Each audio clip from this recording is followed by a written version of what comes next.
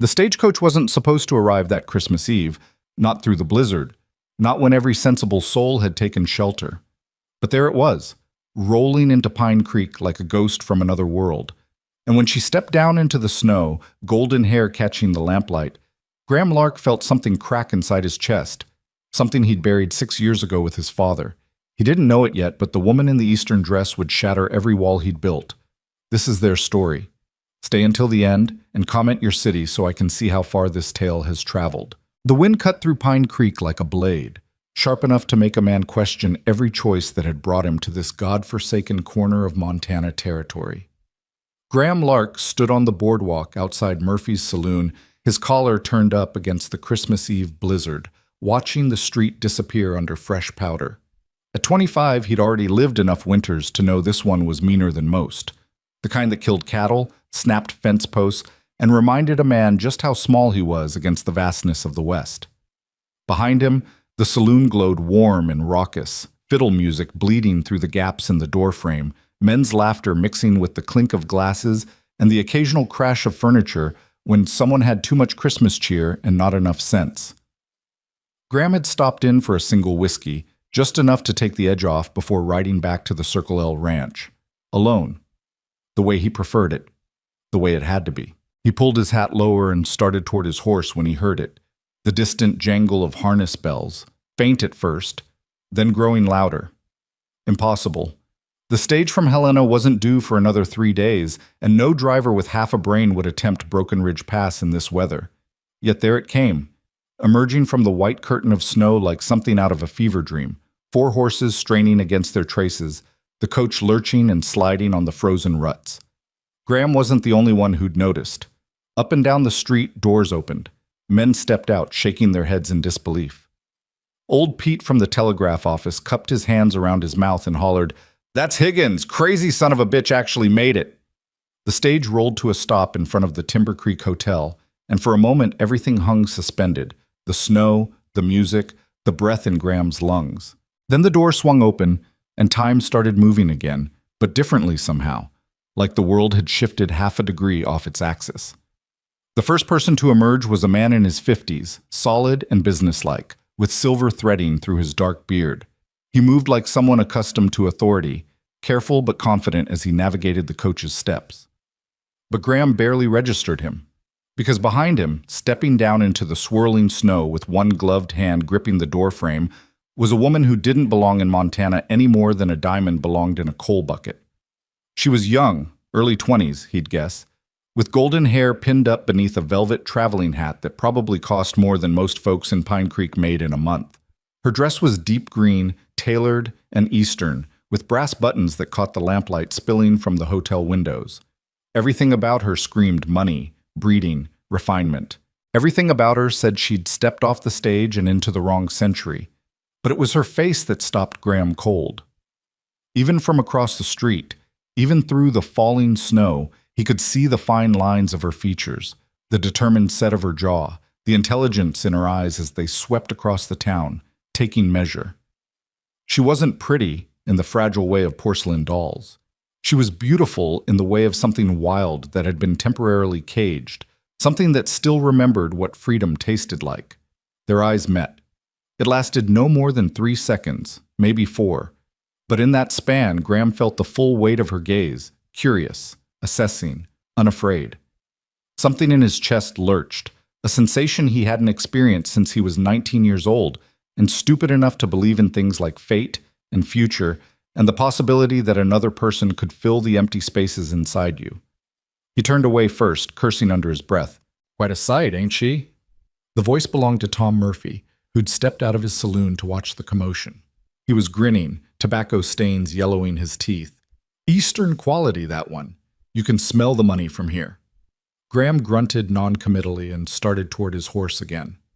"That's Evelyn Hart," Murphy continued, undeterred by Graham's silence. The man had a gift for knowing everyone's business before they knew it themselves. Traveling with her uncle, Wallace Hart.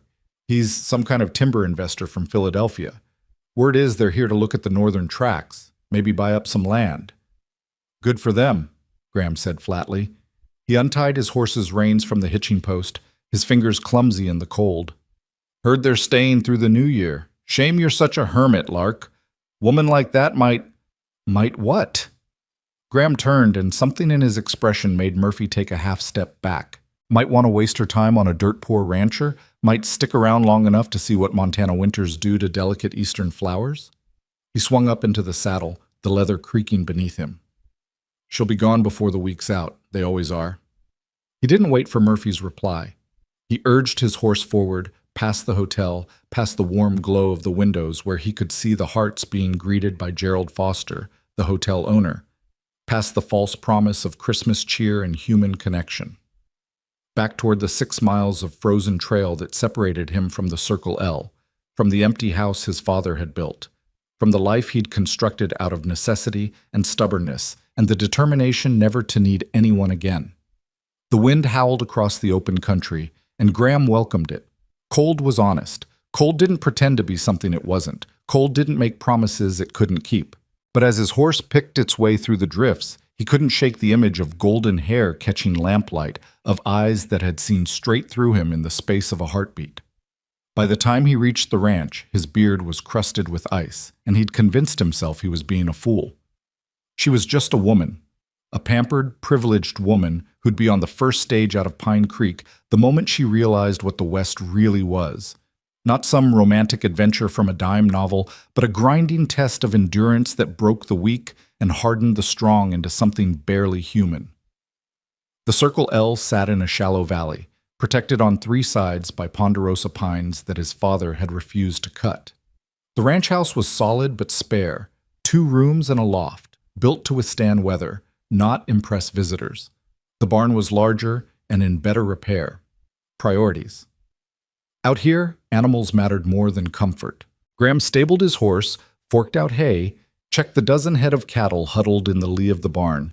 Then he walked through the snow to the dark house, his boots the only sound in the vast silence. Inside, he lit a single lamp and built up the fire, his movements automatic from 6 years of practice. The room was clean but austere.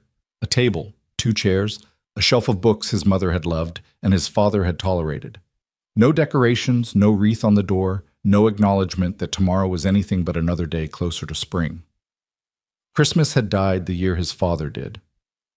Graham poured himself a generous whiskey and sat at the table staring at the fire. Outside, the wind tested the walls, seeking weaknesses. Finding none, it moved on, disappointed. He thought about the woman, Evelyn, Murphy had called her, and felt a flicker of something dangerous, curiosity maybe, or worse, interest. He crushed it ruthlessly. He'd learned his lesson about beautiful things that didn't belong in Montana. His mother had been one, a school teacher from Boston who'd fallen in love with his father's promises of adventure and wide-open spaces. She'd lasted 8 years before the loneliness and the cold and the endless work had worn her down to nothing. He'd been 12 when she died, old enough to understand that love wasn't enough, that wanting something badly didn't make it possible. His father had changed after that, became harder, more remote. The land takes everything eventually, he'd told Graham once, drunk on Christmas Eve, staring into a fire much like this one. Your mother, your dreams, your softness. If you're smart, you'll stop fighting it, let it take what it wants and protect what's left. Graham had thought he understood. Then 6 years ago, his father had gone out to check on the herd during a January blizzard and hadn't come back. They'd found him 3 days later, frozen solid, 100 yards from the barn. He'd gotten turned around in the whiteout, died within shouting distance of home. After that, Graham had stopped pretending the West was anything but a beautiful, merciless enemy. He'd rebuilt the herd, repaired the fences, kept the ranch running through sheer stubbornness. He'd stopped going to town except when necessary. He'd stopped letting people get close. He'd stopped believing in Christmas miracles or second chances, or the idea that another person could be anything but a liability in a place where weakness meant death. It had worked. He'd survived. He'd even prospered, in his own small way. The Circle L wouldn't make anyone rich, but it was his, free and clear, and he owed nothing to any man. The price was loneliness so complete it had become a kind of companion, reliable in its constancy. Graham finished his whiskey and went to bed, expecting to forget Evelyn Hart by morning. He didn't. Christmas morning dawned clear and cold. The kind of day that made the snow sparkle like crushed diamonds and hurt your eyes to look at too long. Graham was mending tack in the barn when he heard the sound of hoofbeats crunching through the snow. He tensed. Visitors were rare, and rarely good news, then relaxed slightly when he recognized Sheriff Bill Dawson's gray gelding. The sheriff was a good man, fair and competent, one of the few people in Pine Creek Graham respected, but his arrival on Christmas morning could only mean trouble. "Morning, Graham." Dawson dismounted stiffly, his breath fogging in the frigid air. "Merry Christmas." "Bill?" Graham set aside the bridle he'd been working on. "What brings you out?" "A favor to ask, actually." Dawson stomped his feet, trying to restore circulation. "You know those timber investors who came in last night?" Graham's hands stilled. "I saw them. Wallace Hart and his niece. They need someone to guide them up to the northern tracks. Hart wants to see the land before he commits to buying. Problem is, Higgins, the stage driver, is laid up with a fever. Doctor says it's not serious, but he's in no shape to make the trip, and nobody else in town knows those trails like you do. There's plenty of men who could—" "No." Dawson's voice was firm. "There's men who think they know the back country, and there's you. The difference matters when you're talking about a 2-day trip into the high country with a storm possibly coming in. Hart's offering good money, and frankly, Graham, I'd sleep better knowing someone competent was looking after them." Graham wanted to refuse. Every instinct screamed at him to send Dawson back to town empty-handed, but the sheriff had helped him more than once over the years, had looked the other way when Graham's grief had manifested in ways that weren't strictly legal.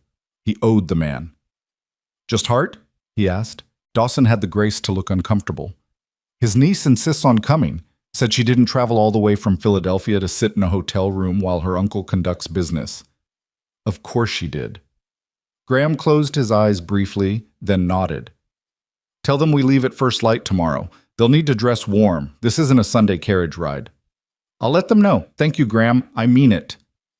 After Dawson left, Graham stood in the barn doorway, watching the sheriff's tracks disappear around the bend in the trail. He had a bad feeling about this, a premonition that taking Evelyn Hart into the wilderness was going to change something fundamental, break something that couldn't be repaired. But a promise was a promise. He spent the rest of Christmas Day preparing, checking his rifles, packing supplies, mapping the route in his mind.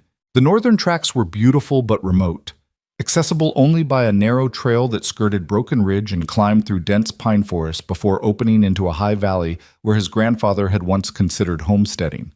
The timber up there was old growth, massive ponderosas worth a fortune to the right buyer. It would be a hard ride, especially for someone unused to western trails, but they could make it in a day if they started early and pushed hard. That night, as Graham lay in bed listening to the wind, he let himself wonder what it would be like, spending 2 days with a woman who probably thought Montana was all cowboys and Indians, who'd never known real cold or real hunger or real fear. She'd complain, most likely, ask too many questions, slow them down. But there was a part of him, a part he'd thought he'd killed years ago, that was curious. What had brought her west? What did she see when she looked at this harsh, unforgiving country? And why did the memory of her gaze make his chest ache with something that felt dangerously like hope? He crushed the feeling, rolled over, and forced himself to sleep. Tomorrow would come soon enough. Graham rode into Pine Creek just as the sun was coloring the sky pink and gold behind the mountains. The town was quiet, most folks still sleeping off Christmas celebrations. Only the hotels showed signs of life, smoke rising from the chimney, lamplight in the windows. He tied his horse to the rail and was about to knock when the door opened and Wallace Hart stepped out, dressed in expensive traveling clothes that wouldn't last a day in the back country. He was a big man, probably imposing in a Philadelphia boardroom, but here he just looked out of place. "Mr. Lark, I presume?" Hart extended a hand, his grip firm and businesslike. "Wallace Hart, I appreciate you agreeing to guide us on short notice. Sheriff Dawson said you needed help." Graham shook briefly and released. "If we're going to make this work, you'll need different clothes. What you're wearing won't—" "Uncle Wallace, I found the—" The voice came from inside the hotel, and then she appeared in the doorway, and Graham's carefully maintained composure cracked.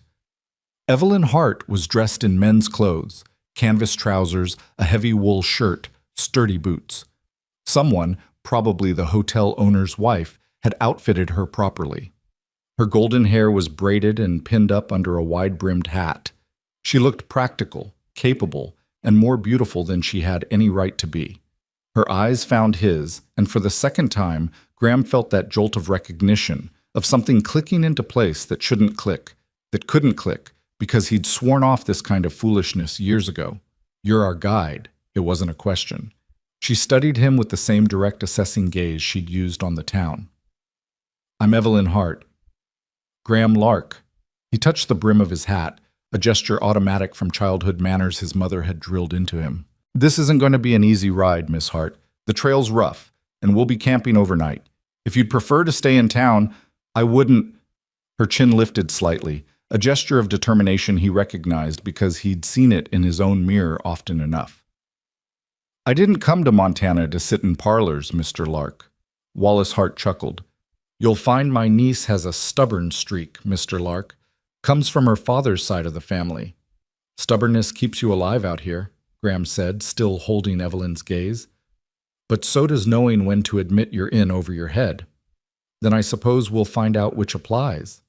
Her voice was level, but he caught a flash of something in her eyes. Annoyance, maybe, or the spark of a challenge accepted.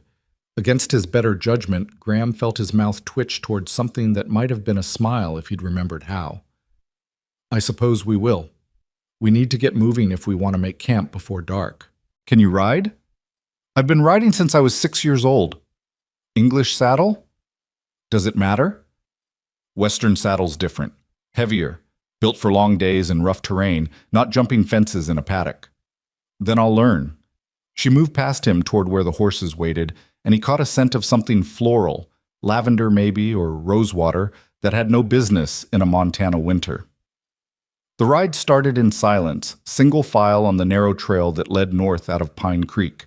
Graham took point, Wallace Hart in the middle, and Evelyn bringing up the rear.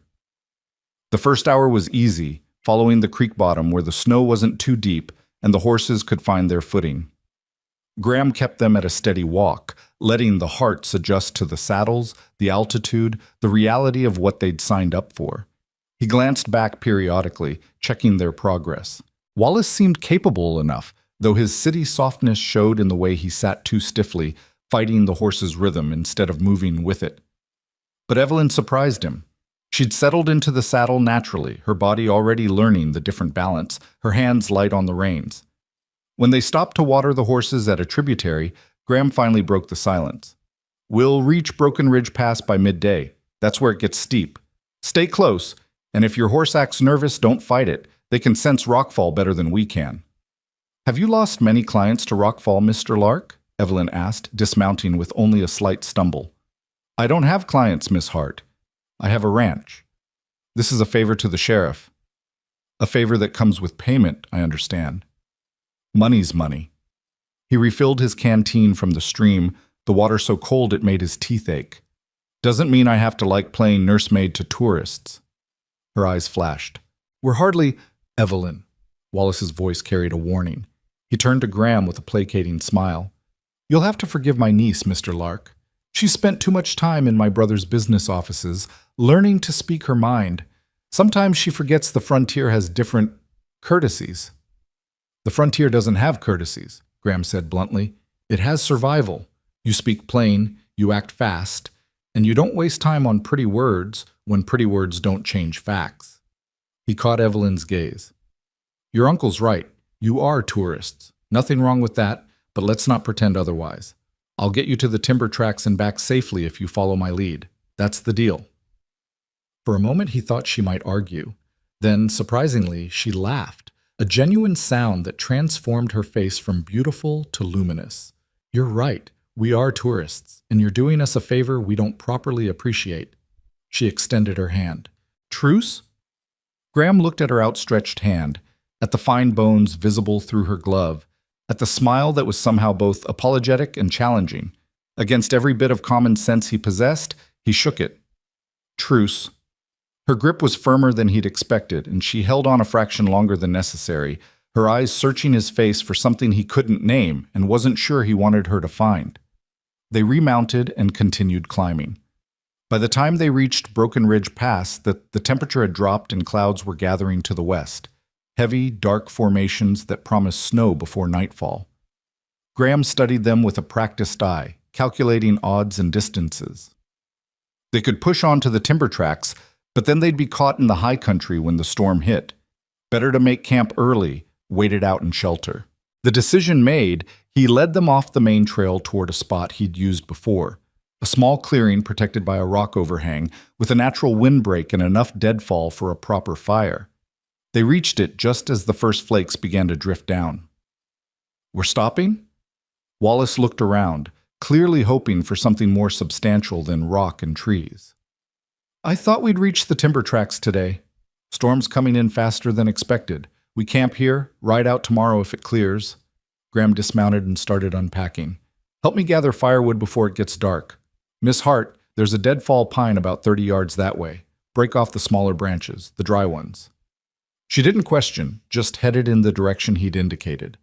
Wallace helped Graham set up a lean-to using pine boughs and canvas, their breath fogging as they worked. By the time Evelyn returned with an armload of wood, Graham had a fire pit dug and lined with rocks. He'd built hundreds of campfires in his life, but having an audience made him self-conscious. He could feel Evelyn watching as he arranged the kindling, struck flint to steel, coaxed the first flames to life. The fire caught and grew, pushing back the darkness and the cold, creating a small circle of warmth and light in the vast wilderness. "You make it look easy," she said softly, holding her hands out to the heat. "Practice." He set up the coffee pot, measured grounds from a tin. "Out here, fire's the difference between alive and dead." "Is everything life or death to you, Mr. Lark?" He glanced up, caught off guard by the question. In the firelight, her face was softer, more vulnerable than the determined woman who'd faced him down in Pine Creek. "In Montana?" "Usually, yes." Wallace had wandered off to tend to the horses, leaving them alone in the fire's glow. Snow was falling steadily now, hissing when flakes landed in the flames. Evelyn pulled her coat tighter and sat on a log Graham had dragged near the fire. "You don't think much of us, do you?" Her voice was curious, not accusatory. "City people coming west, playing at frontier life." Graham poured coffee into a tin cup, handed it to her. "I think you don't understand what you're playing at. This," he gestured at the darkness beyond their small circle of light, "this will kill you if you give it half a chance. It doesn't care about your money or your education or your good intentions. It just is, and you either adapt or you die. And you've adapted. I was born here. Different thing." She sipped the coffee, made a face at its bitterness, but kept drinking. "Tell me about your ranch." "Not much to tell. Cattle, horses, 6 square miles of land that's trying to kill me every winter. Yet you stay. Where else would I go?" The question came out harsher than he'd intended. He busied himself with the coffee pot, pouring his own cup. "The Circle L is mine. Only thing in this world, that is." "That sounds lonely." "Loneliness doesn't kill you. Dependency does." The words hung between them, stark and revealing. He'd said too much, exposed too much. He turned away, checking the horses, giving himself an excuse to leave the fire's intimacy. But her voice followed him into the darkness. "What happened to make you think that?"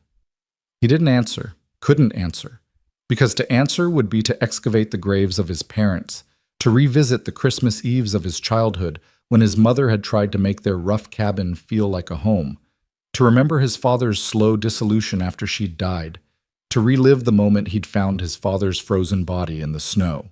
Some stories didn't need telling. When he returned to the fire, Wallace was back, talking business, timber prices, transport costs, the logistics of logging in Montana wilderness. Graham half listened, contributing when asked a direct question, but his attention kept drifting to Evelyn. She'd produced a small leather journal and was sketching something by firelight, her face absorbed in concentration. "What are you drawing?" The question surprised him almost as much as it surprised her. She hesitated, then turned the journal so he could see. It was the campsite, the fire, the lean-to, the horses standing together in the shadows. But it wasn't just accurate, it was alive somehow, capturing not just what things looked like, but how they felt. "You're good." "Thank you." She closed the journal, tucked it away. "I studied art before, well, before my father decided I'd be more useful in his business offices. Is that why you came west, to escape? Is that why you stay here, to escape? He almost smiled at having his own technique turned on him. Touché, Miss Hart. Evelyn, she corrected. If we're going to be camping together in the wilderness, we might as well dispense with formalities. Evelyn. Her name felt foreign on his tongue, too soft, too refined, but also right in a way he didn't want to examine too closely. And you're Graham, not Mr. Lark, not the guide. Graham. Something in his chest loosened, a knot he hadn't known was there. Graham, he agreed. The snow fell heavier and the wind picked up, but inside their small shelter the fire burned bright and the cold seemed distant. Wallace eventually bedded down, his snores providing a counterpoint to the storm. Graham and Evelyn stayed awake, talking in low voices about nothing and everything, books they'd read, places they'd seen, dreams they'd had before life had taught them to dream smaller. Do you know what I love about winter? Evelyn asked, staring into the flames. The silence, the way snow muffles everything, makes the world feel clean and new. Winter's not clean, Graham said. It's brutal, unforgiving. Can't it be both? She looked at him, and in the firelight her eyes were gold and green and impossibly deep. Beautiful and brutal? Worth loving even though it hurts? He had no answer for that. Or rather, he had too many answers, none of which he was willing to speak aloud. Eventually, she stood, brushed snow from her coat. I should sleep. Tomorrow will be another long day. Evelyn. He stopped her with a word, not sure what he wanted to say, but knowing he couldn't let her leave without saying something. You asked earlier why I think dependency kills. The answer is, I've watched it happen. To people I loved. This place, Montana, it's magnificent, but it takes everything, your strength, your softness, your hope. If you depend on anyone but yourself, when they break, and they will break, you go down with them. She studied him for a long moment, snow catching in her hair, melting on her cheeks. Maybe you've just never met anyone strong enough not to break. Then she was gone, disappearing into the lean-to, leaving Graham alone with the fire and the snow and the uncomfortable sensation that something inside him was shifting, thawing, coming dangerously back to life. He sat up long after the fire burned down to embers, watching the snow fall and wondering what the hell he was doing, letting a woman he barely knew chip away at walls he'd spent 6 years building. The answer, he suspected, was both simple and terrifying. He was lonely. Had been lonely for so long he'd forgotten what it felt like to want someone's company, to share thoughts with another person, to hear his name spoken with something other than transaction or necessity.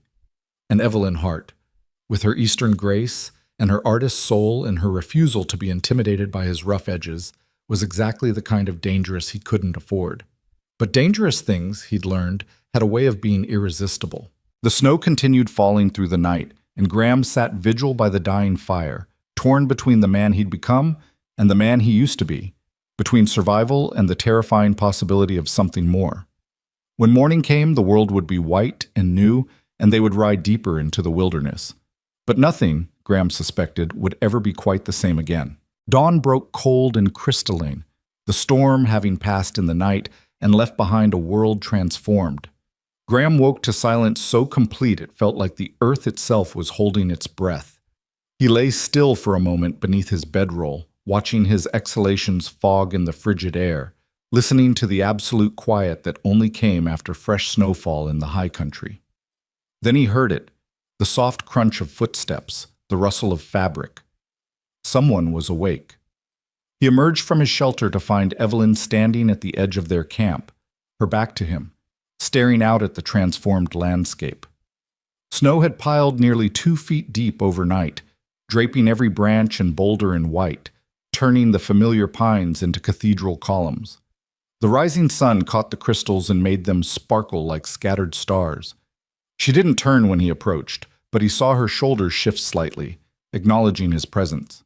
For a long moment neither spoke, both simply watching as light spread across the valley below them, painting the snow in shades of pink and gold. "I've never seen anything like this," she finally said, her voice hushed, reverent. In Philadelphia, snow is just cold and gray and something to be endured. But this, she gestured helplessly at the vista before them. This is what cathedrals try to be and fail. Graham found himself looking at the landscape through her eyes, seeing what had become commonplace to him rendered new and miraculous. It's just winter, he said, but the words lacked conviction. No. She turned to face him, and her eyes were bright with something that looked like wonder. It's not just winter. It's proof that beauty doesn't require softness, that something can be harsh and unforgiving and still take your breath away. She paused, and when she spoke again, her voice was quieter. I think I'm beginning to understand why you stay. He wanted to tell her she was wrong, that she was romanticizing hardship, seeing poetry where there was only survival. But standing there in the pristine morning, watching dawn light catch in her hair and paint her face in shades of rose and amber, he couldn't find the words to deny what she'd said. Because she was right. This was why he stayed. Not for comfort or company or ease, but for moments like this, moments when the world revealed itself as something larger and more magnificent than the small struggles of human existence. We should wake your uncle, he said instead, breaking the spell.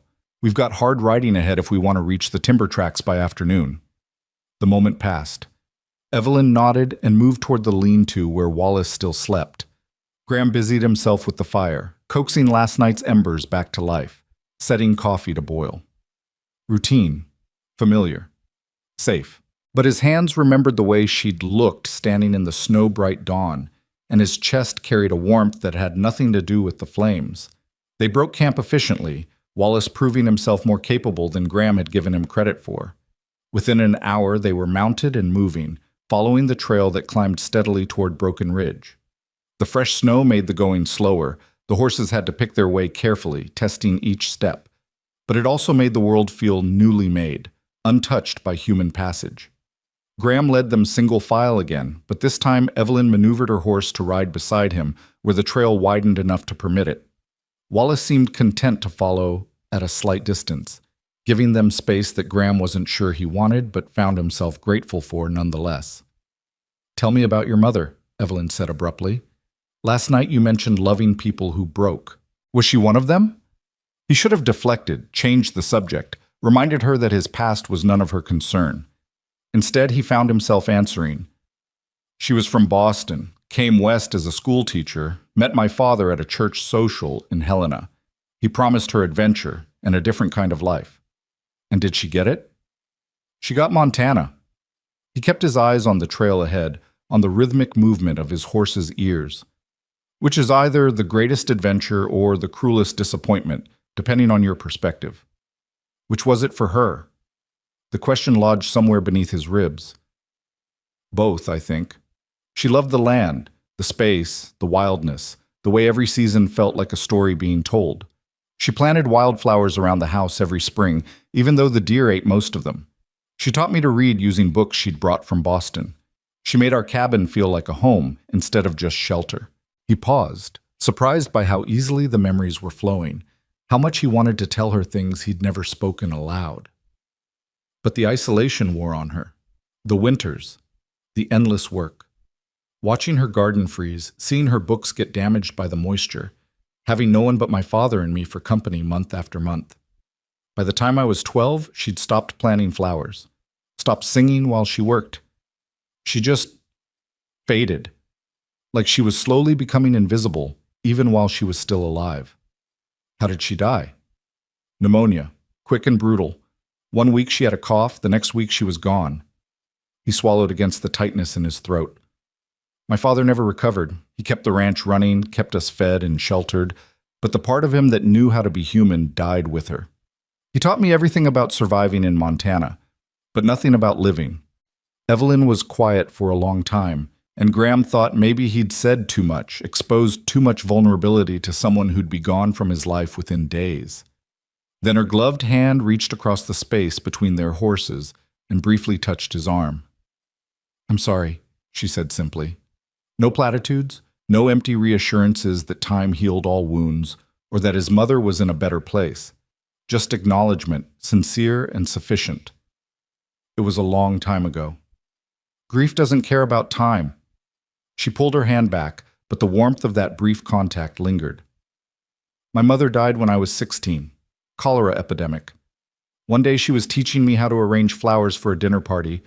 3 days later, I was wearing black and learning that some absences never stop hurting. I'm sorry, he echoed, and meant it. So here we are, she said with a sad smile. Two people shaped by loss, riding through the most beautiful desolation I've ever seen. It's almost poetic. Poetry doesn't keep you warm. No, but it gives you a reason to want to be warm. She looked at him directly, and there was challenge in her gaze. You've built your whole life around surviving, Graham, but survival isn't the same as living. In Montana, it has to be. Does it? Or is that just what you've told yourself so long you've started believing it? Before he could respond, Wallace called out from behind them. How much farther to the timber tracks? Graham seized the interruption gratefully. Another 2 hours if the trail stays clear. We'll be climbing pretty steep for the next mile, then it levels out into the valley where the old growth is. They rode in silence after that, Evelyn dropping back to ride alongside her uncle, leaving Graham alone with his thoughts and the uncomfortable sensation that she'd seen through every defense he'd carefully constructed over the past 6 years. The trail narrowed and steepened, forcing them back into single file as they climbed toward the ridge. The horses strained against the grade, their breath coming in visible clouds. Graham's gelding was sure-footed, used to mountain trails, but he kept glancing back to check on the others. Wallace's mount was struggling slightly, and he had to admit a grudging respect for the older man's determination. But it was Evelyn who surprised him most. She moved with her horse instead of fighting it, leaning forward over the pommel on the steepest parts, giving the animal its head when it needed to pick its own path. She'd told the truth about being a rider. She just hadn't mentioned she was a good one. They crested the ridge just before noon, and Graham pulled up to let the horses breathe. Below them, the valley spread out like something from a painting. Thousands of acres of old-growth ponderosa, their massive trunks dark against the snow, their crowns green and full even in winter. It was timber worth a fortune, trees that had been growing since before the first trappers had come west. My God, Wallace breathed, dismounting to get a better view. I'd heard the descriptions, but this is extraordinary. Graham watched the older man's face transform with calculation and ambition, saw dollars and board feet and profit margins replacing whatever appreciation for natural beauty might have briefly flickered there. It was a look he'd seen before, on the faces of men who saw Montana as a resource to be extracted rather than a place to be respected. But Evelyn's expression was different. She stood slightly apart, her eyes moving across the valley with something that looked like mourning. How old are these trees? 300 years, some of them, maybe more. Graham moved to stand beside her. They were here before Montana was a territory, before there was a United States. And my uncle wants to cut them down. It wasn't a question, but he answered anyway.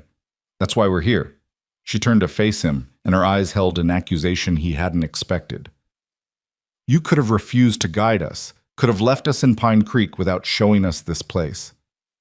Would that have stopped him? Or would he have just hired someone else, someone less careful, someone who might have gotten you both killed on the trail? So you're complicit out of pragmatism. The words stung because they were true. I'm complicit because I live in the real world, where trees get cut and land gets sold, and men like your uncle make money while men like me survive on whatever scraps they're willing to throw. That's how it works out here. That's how it's always worked. It doesn't have to be. Doesn't it? He heard his voice rising, frustration breaking through his careful control. You've been in Montana for 2 days, Evelyn.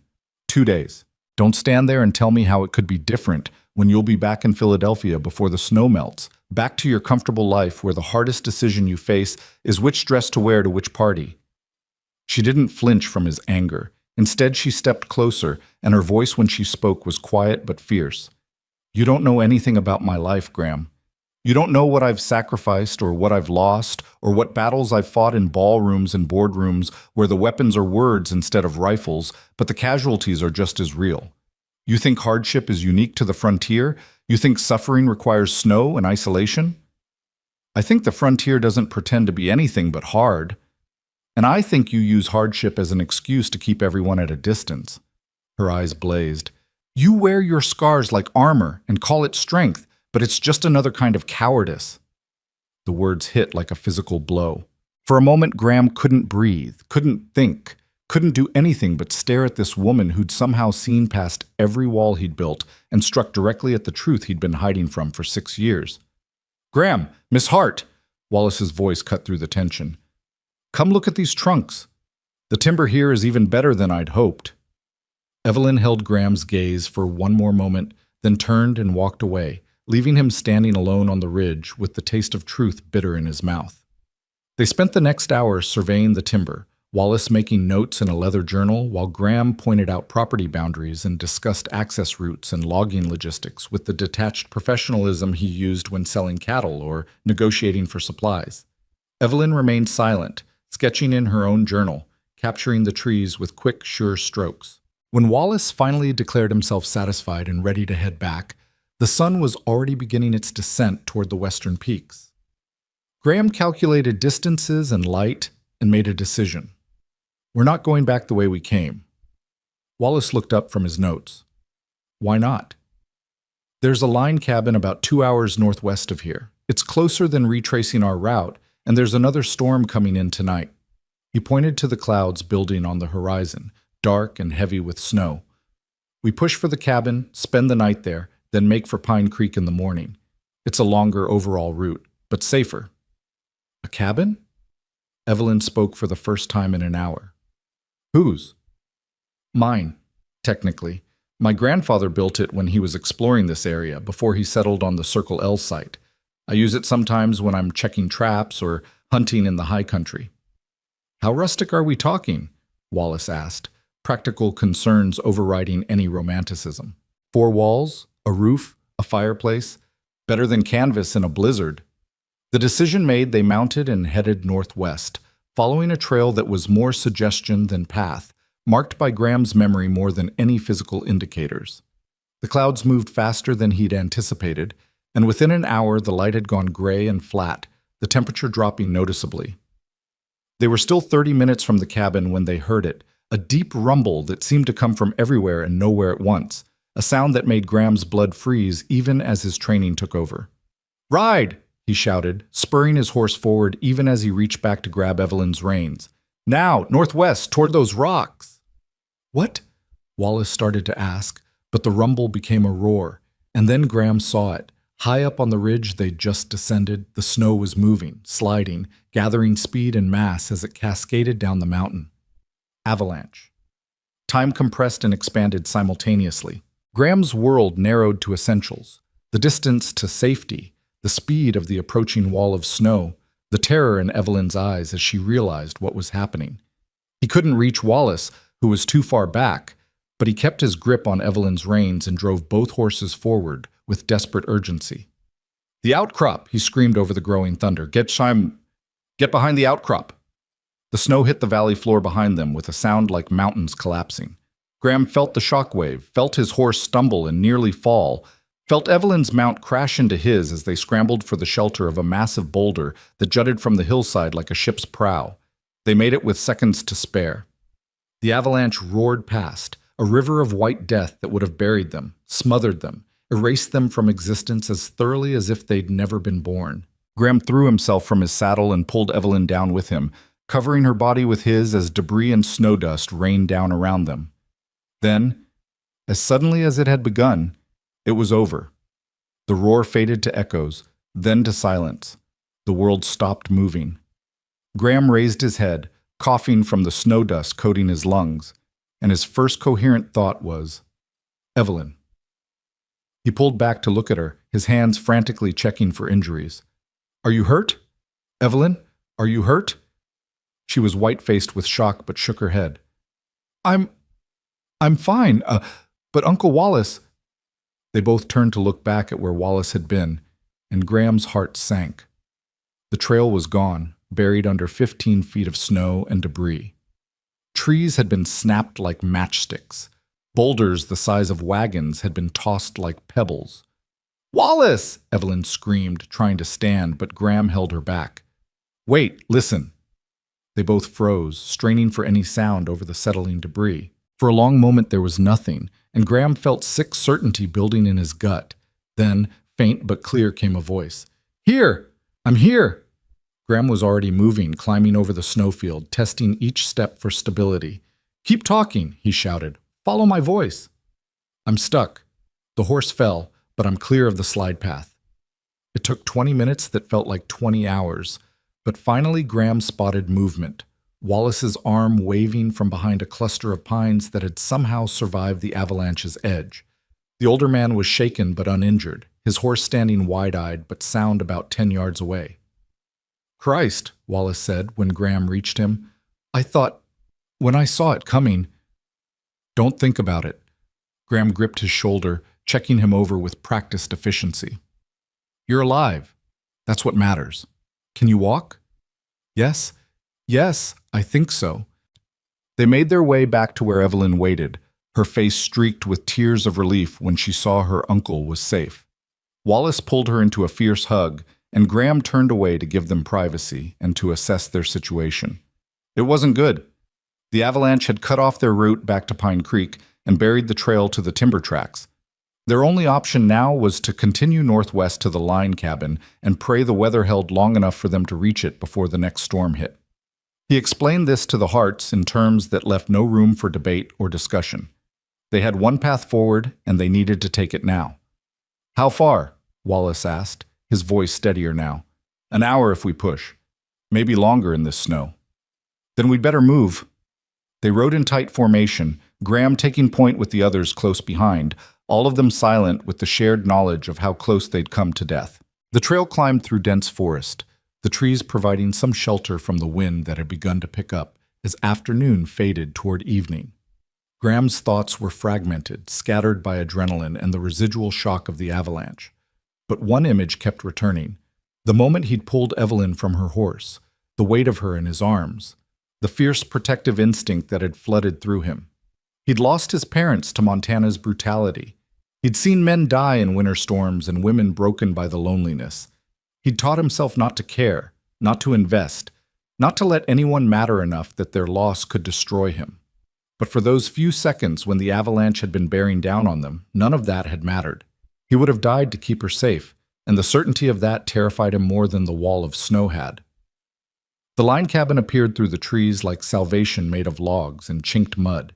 It was small, maybe 12 feet square, but solid, with a stone chimney and a door that swung open on leather hinges. Graham had been here 3 months earlier, had left it stocked with firewood and basic supplies against exactly this kind of emergency.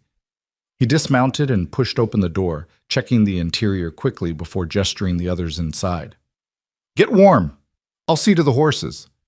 By the time he'd unsaddled the animals and settled them in the lean-to he'd built against the cabin's north wall, night had fallen completely. He could see lamplight glowing through the cabin's single small window, and for a moment he stood in the darkness, watching the scene through the glass like something from a painting. Evelyn crouched by the fireplace, coaxing flames from kindling, Wallace examining shelves of canned goods and dried meat, both of them alive and safe in a tiny circle of light against the enormous darkness of the Montana wilderness. He'd kept them alive. He'd done his job. In the morning, they'd start for Pine Creek, and in a few days, Evelyn would board a stage and disappear back into a world of cities and civilization where avalanches were things you read about in newspapers, not things that tried to kill you. The thought should have brought relief. Instead, it felt like grief. He entered the cabin to find Evelyn had worked a small miracle. The fire was burning steadily, the lamp was lit, and she'd somehow located the coffee pot and set it to boil.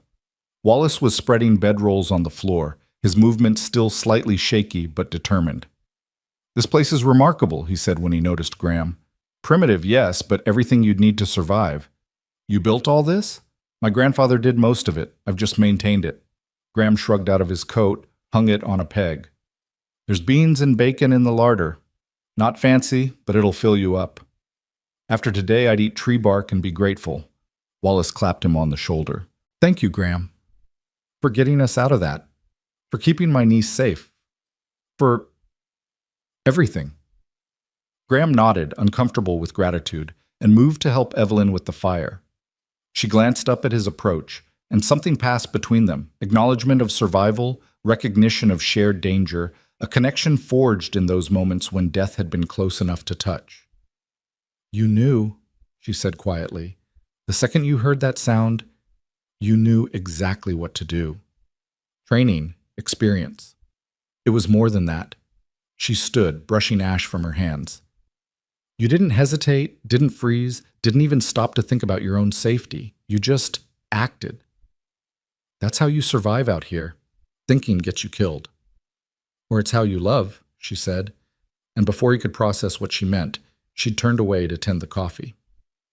They ate in relative silence, exhaustion catching up with all of them, as the adrenaline faded and the warmth of the cabin worked its magic. Wallace was asleep within an hour, his snores filling the small space with a reassuring rhythm. But Evelyn remained awake, sitting cross-legged on her bedroll, her journal open in her lap, sketching by lamplight. Graham watched from his spot by the fire, watched her hand move across the paper in confident strokes, watched concentration furrow her brow. "What are you drawing?" She looked up, startled, as if she'd forgotten he was there. Then slowly she turned the journal so he could see. It was the avalanche, or rather, the moment after. She'd captured him pulling her from her horse, his face tight with fear and determination, her own expression somewhere between terror and trust. It was raw and honest and uncomfortably revealing. "You were there," she said simply. "When everything was chaos, when I couldn't think or breathe or do anything but be afraid, you were there. You kept me safe. It's what guides do." "No." She closed the journal, set it aside. "It's what people do when they care about someone, even if they're too stubborn to admit it." Graham felt something in his chest constrict.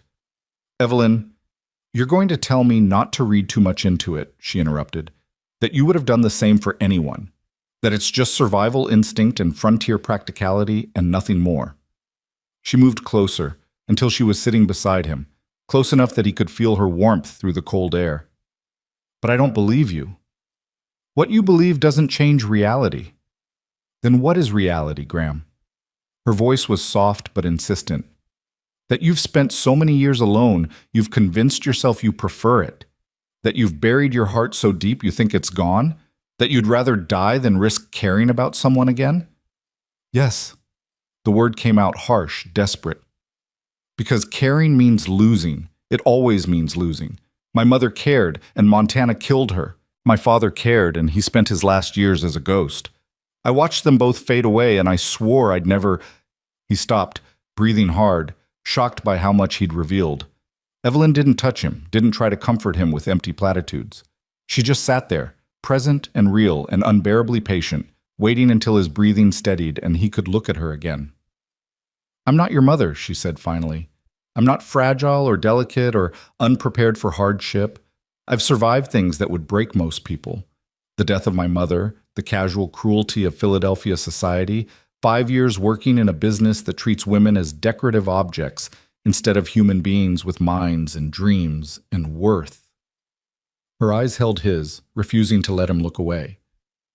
"I came west because I was suffocating, Graham. Because I needed to know if there was more to life than pretty prisons and polite suffocation." "And is there?" "I don't know yet." She smiled, sad and hopeful at once. "But I think I'm starting to find out."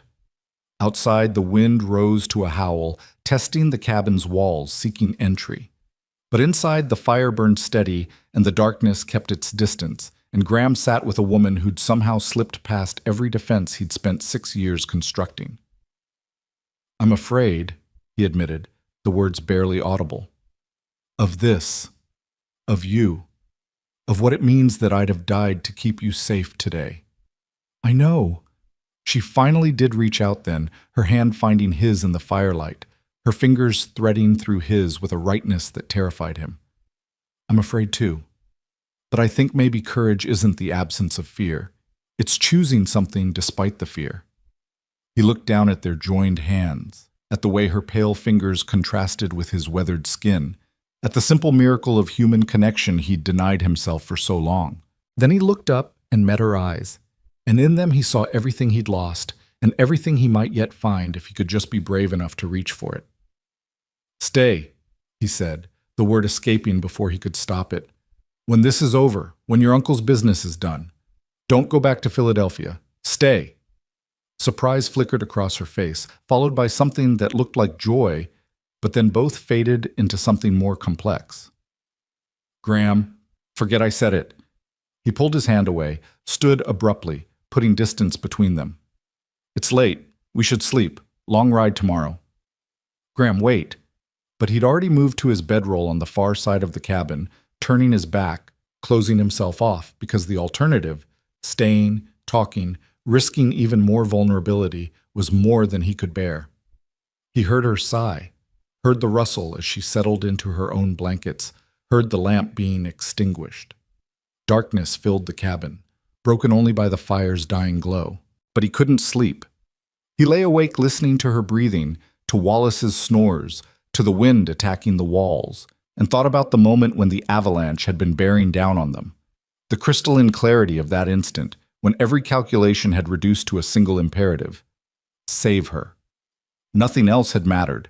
Not his carefully constructed isolation, not his determination to need no one, not his belief that caring was weakness. In that moment, he would have given everything to keep her safe. And the terrifying truth was, he still would. Somewhere in the darkness, Evelyn spoke. I heard you, you know. What you said before you tried to take it back. Graham didn't respond, didn't move, barely breathed. And for what it's worth, she continued, her voice soft but clear, part of me wants to say yes, wants to stay and see what might grow between us in this beautiful, brutal place. She paused. But I need you to understand something. I won't stay for a man who won't let himself love me. I won't stay to watch you build walls and call it protection. If I stay, it has to be because you're willing to try, really try, to open your heart again, not just for me, for yourself. Silence stretched between them, heavy with possibility and impossibility in equal measure. I don't know if I can, Graham finally said. I know, that's what scares me. Outside, snow began to fall again, soft and relentless, covering the world in white silence. Inside the cabin, two people lay awake in the darkness, close enough to touch, but separated by walls that neither prayers nor proximity could break. Not yet. Maybe not ever. But the question had been asked, and in the asking, something fundamental had shifted. The avalanche hadn't killed them, but it had broken something loose, some frozen part of Graham's heart that had begun, against all his intentions, to thaw. Whether that would lead to growth or devastation remained to be seen. The fire burned down to embers, and eventually, exhaustion claimed them both. But even in sleep, Graham's hand remained outstretched across the small distance between his bedroll and hers, fingers reaching for something he couldn't name and didn't dare believe in. Tomorrow, they would ride for Pine Creek. Tomorrow, reality would reassert itself with all its complications and impossibilities. Tomorrow, the choice he'd offered and she'd complicated would need to be addressed. But for tonight, there was only the cabin, the snow, and the fragile, impossible hope that maybe, just maybe, two broken people might find a way to be whole together. Morning came too soon, and not soon enough. Graham woke to gray light filtering through the cabin's single window, and the sound of Evelyn moving quietly near the fireplace, coaxing the banked coals back to life. He watched her through half-closed eyes, this woman who'd somehow become essential to him in the space of 3 days, and felt the full weight of what he'd asked her last night settle on his chest like a stone. Stay. The single word hung in his mind, both plea and promise, both hope and terror. He'd meant it when he'd said it, but in the cold light of morning, the impossibility of what he was asking became clearer. What could he offer her? A hard life on a struggling ranch, winters that would test her spirit, isolation that would grind away at her cultured soul. He'd be asking her to choose the same fate his mother had chosen, and he'd watched how that story ended. Evelyn glanced over and caught him watching. Something passed across her face, recognition, maybe, or resignation, before she looked away and focused on the coffee pot. Morning, she said, her voice carefully neutral. I thought I'd let you and Uncle Wallace sleep a bit longer. The storm passed, but it's cold enough out there to freeze words before they leave your mouth. Graham sat up, the bedroll falling away, cold air hitting his skin and clearing the last fog of sleep. Wallace was still snoring softly on the far side of the cabin, oblivious to the tension crackling between his guide and his niece. We should head out soon as we can, Graham said, standing and moving to the window. Outside, the world was white and still, unmarred by tracks or movement, beautiful and deadly in equal measure. There's a pass about 2 hours south that should still be clear. We can make Pine Creek by nightfall if we don't run into trouble. And what are the odds of that? Not running into trouble? Evelyn handed him a tin cup of coffee, their fingers brushing in the exchange. Neither acknowledged the contact, but neither pulled away quickly. In Montana, about even odds on any given day. He sipped the coffee, grateful for its bitter heat. But we've got experience on our side now. You handled yourself well yesterday. Better than most would have. I was terrified. Courage isn't the absence of fear, he said, echoing her words from the night before. It's choosing something despite the fear. Her eyes met his, and for a moment the careful neutrality cracked, revealing something raw and uncertain underneath. Graham, about what you said last night, forget it. The words came out harsher than he'd intended. I spoke out of turn. The avalanche, the danger, it made me say things I shouldn't have. You've got a life in Philadelphia, responsibilities. It was unfair of me to ask you to give that up. That's not what I was going to say. Then what were you going to say? But before she could answer, Wallace stirred and sat up, groaning as his stiff muscles protested. Good Lord, I feel like I've been trampled by a herd of cattle. Is that coffee I smell? The moment shattered. Evelyn turned away to pour her uncle a cup, and Graham moved to gather his gear, and the conversation they needed to have dissolved into the mundane necessities of breaking camp and preparing to ride. Within the hour, they were mounted and moving south, following a trail that switched back down through pine forest toward the lower valleys. The morning was crystalline and brutal, the kind of cold that turned breath to ice crystals and made every exposed inch of skin ache. But the sky was clear and the wind had died, and Graham knew they'd make good time if nothing went wrong. They rode in silence at first, single file on the narrow trail, each lost in their own thoughts. Graham's mind kept circling back to Evelyn, to the question he'd asked and the answer she hadn't given. Part of him wanted to press, to know where he stood, to force a resolution one way or another. But another part, the part that had kept him alive and functional for 6 years, warned him to leave it alone, to let her return to Philadelphia and let this brief, impossible connection fade into memory. But memory, he was learning, was a poor substitute for presence. They stopped at noon to rest the horses and eat cold biscuits and jerky from Graham's supplies. Wallace wandered off to take in the view. They'd emerged from the forest onto a ridge that overlooked miles of snow-covered valleys and distant peaks. It was magnificent and terrible, the kind of landscape that made humans feel appropriately small. Evelyn stood beside her horse, one hand on its neck, her face turned toward the sun. Graham approached slowly, giving her time to hear him coming, to decide whether she wanted to talk or be left alone. There's something I want to show you, he said when he reached her. If you're willing, it'll add about 30 minutes to our journey, but we'll still make Pine Creek before dark. She turned to look at him, curious. What is it? A place my mother loved.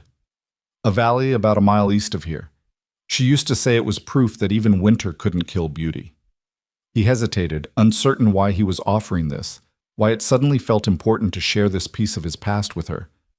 I haven't been there since she died, but I think she'd want someone to see it, someone who understands.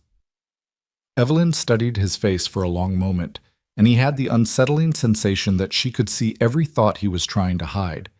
Then she nodded. I'd like that, very much.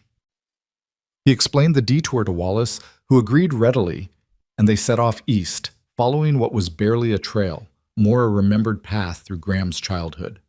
The forest here was older, denser, the pines massive and spaced wide enough that riding between them felt like moving through a cathedral of wood and snow. Then the trees opened up, and there it was, a small valley, maybe a quarter-mile across, ringed by pines and dominated by a frozen pond at its center. The surface of the ice was smooth as glass, dusted with snow in patterns the wind had made. Around the edges, snow-covered boulders jutted up like sculpture, and beyond them the forest rose toward distant peaks that caught the afternoon sun and glowed gold against the blue sky. It was, quite simply, perfect. Oh, Evelyn breathed beside him, and that single syllable held more understanding than 1,000 words could have conveyed. They dismounted at the valley's edge, and Graham found himself walking toward the pond as if pulled by invisible threads of memory. This was where his mother had brought him on winter afternoons when the cabin's walls felt too close and her homesickness for Boston became too heavy to bear. She'd taught him to ice skate here, using crude wooden skates his father had fashioned. They'd made snow angels and built snow fortresses and pretended for a few hours that Montana was a place of magic rather than hardship. She was happy here, he said, not realizing he'd spoken aloud until Evelyn responded. Tell me about her. Not about how she died or how she faded, but about who she was when she was alive. So he did. Standing at the edge of the frozen pond with the winter sun painting everything gold, he told Evelyn about his mother, about her laugh that had sounded like music, about the way she'd sung while she worked, about her determination to bring culture and refinement to a place that had little use for either. He told her about the books she'd read to him, the lessons she'd taught, the dreams she'd shared about the kind of man she hoped he'd become. She wanted me to be strong but not hard, he said. To be capable of surviving but not at the cost of my humanity. I think she'd be disappointed in what I've become. I don't think so. Evelyn moved closer until they were standing shoulder to shoulder, both staring out at the valley. I think she'd understand that you did what you had to do to survive, but I also think she'd want you to know that surviving isn't enough anymore, that you've proven you can endure, and now it's time to learn how to live again. And how do I do that? You start by accepting that caring about someone doesn't make you weak. It makes you human. She turned to face him, and her eyes were fierce with conviction. You start by understanding that love isn't a weakness to be avoided, but a risk worth taking. And you start by believing that maybe, just maybe, you deserve to be happy. I asked you to stay, he said, the words escaping before he could reconsider. Last night, in the cabin, I asked you to stay in Montana to give up your life in Philadelphia, and you started to answer, but we were interrupted. I need to know, Evelyn. I need to know what you were going to say. She was quiet for so long he thought she might not answer.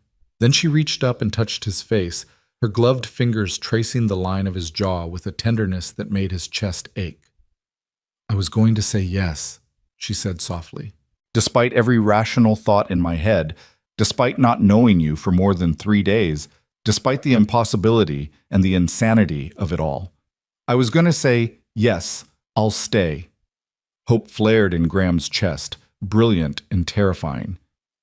I need to know something first. Her hand dropped away, but her eyes held his.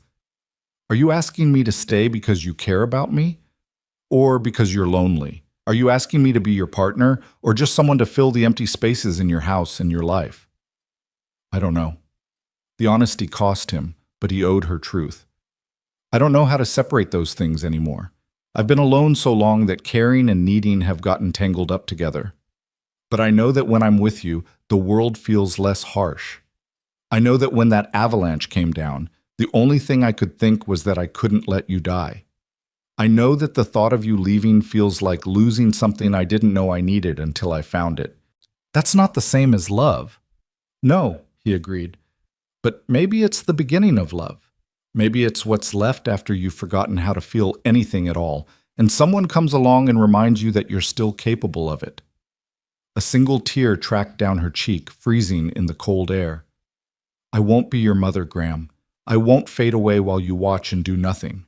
If I stay, if we try this, you have to promise me that you'll fight for us, that you won't retreat into silence and self-protection the first time things get hard, that you'll let me in, really in, even when it scares you. I can't promise I'll be good at it. I'm not asking for good. I'm asking for willing. He looked at her standing there in the borrowed men's clothes, with snow in her hair and frost on her eyelashes, and saw not fragility, but strength. Saw not a delicate eastern flower that would wilt in Montana's harsh climate, but a woman who'd survived her own trials and emerged with her spirit intact.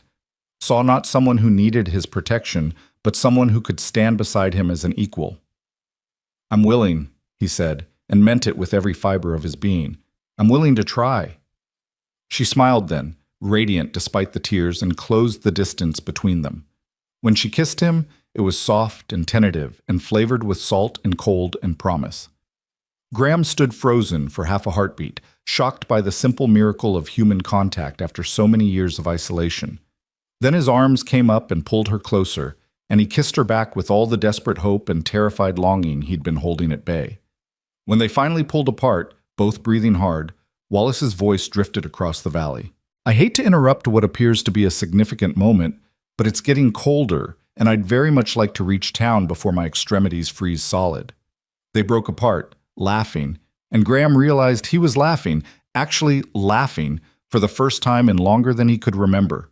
Evelyn's hand found his and squeezed, and they walked back to their horses together, their joined hands visible proof that something fundamental had changed. The ride to Pine Creek took on a different quality after the valley. Where before there had been tension and unspoken questions, now there was a fragile understanding, an agreement to try. Graham found himself pointing out landmarks to Evelyn. The ridge where he'd shot his first elk, the meadow where spring wildflowers would bloom in impossible profusion, the creek where he'd learned to fish as a boy. He was sharing his Montana with her, trusting her with the landscape that had shaped him. And she received it all with the same attention she'd given the Timber Valley, seeing not just scenery, but story, understanding that every rock and tree held memory and meaning. They reached Pine Creek just as the sun was setting, painting the town in shades of orange and gold.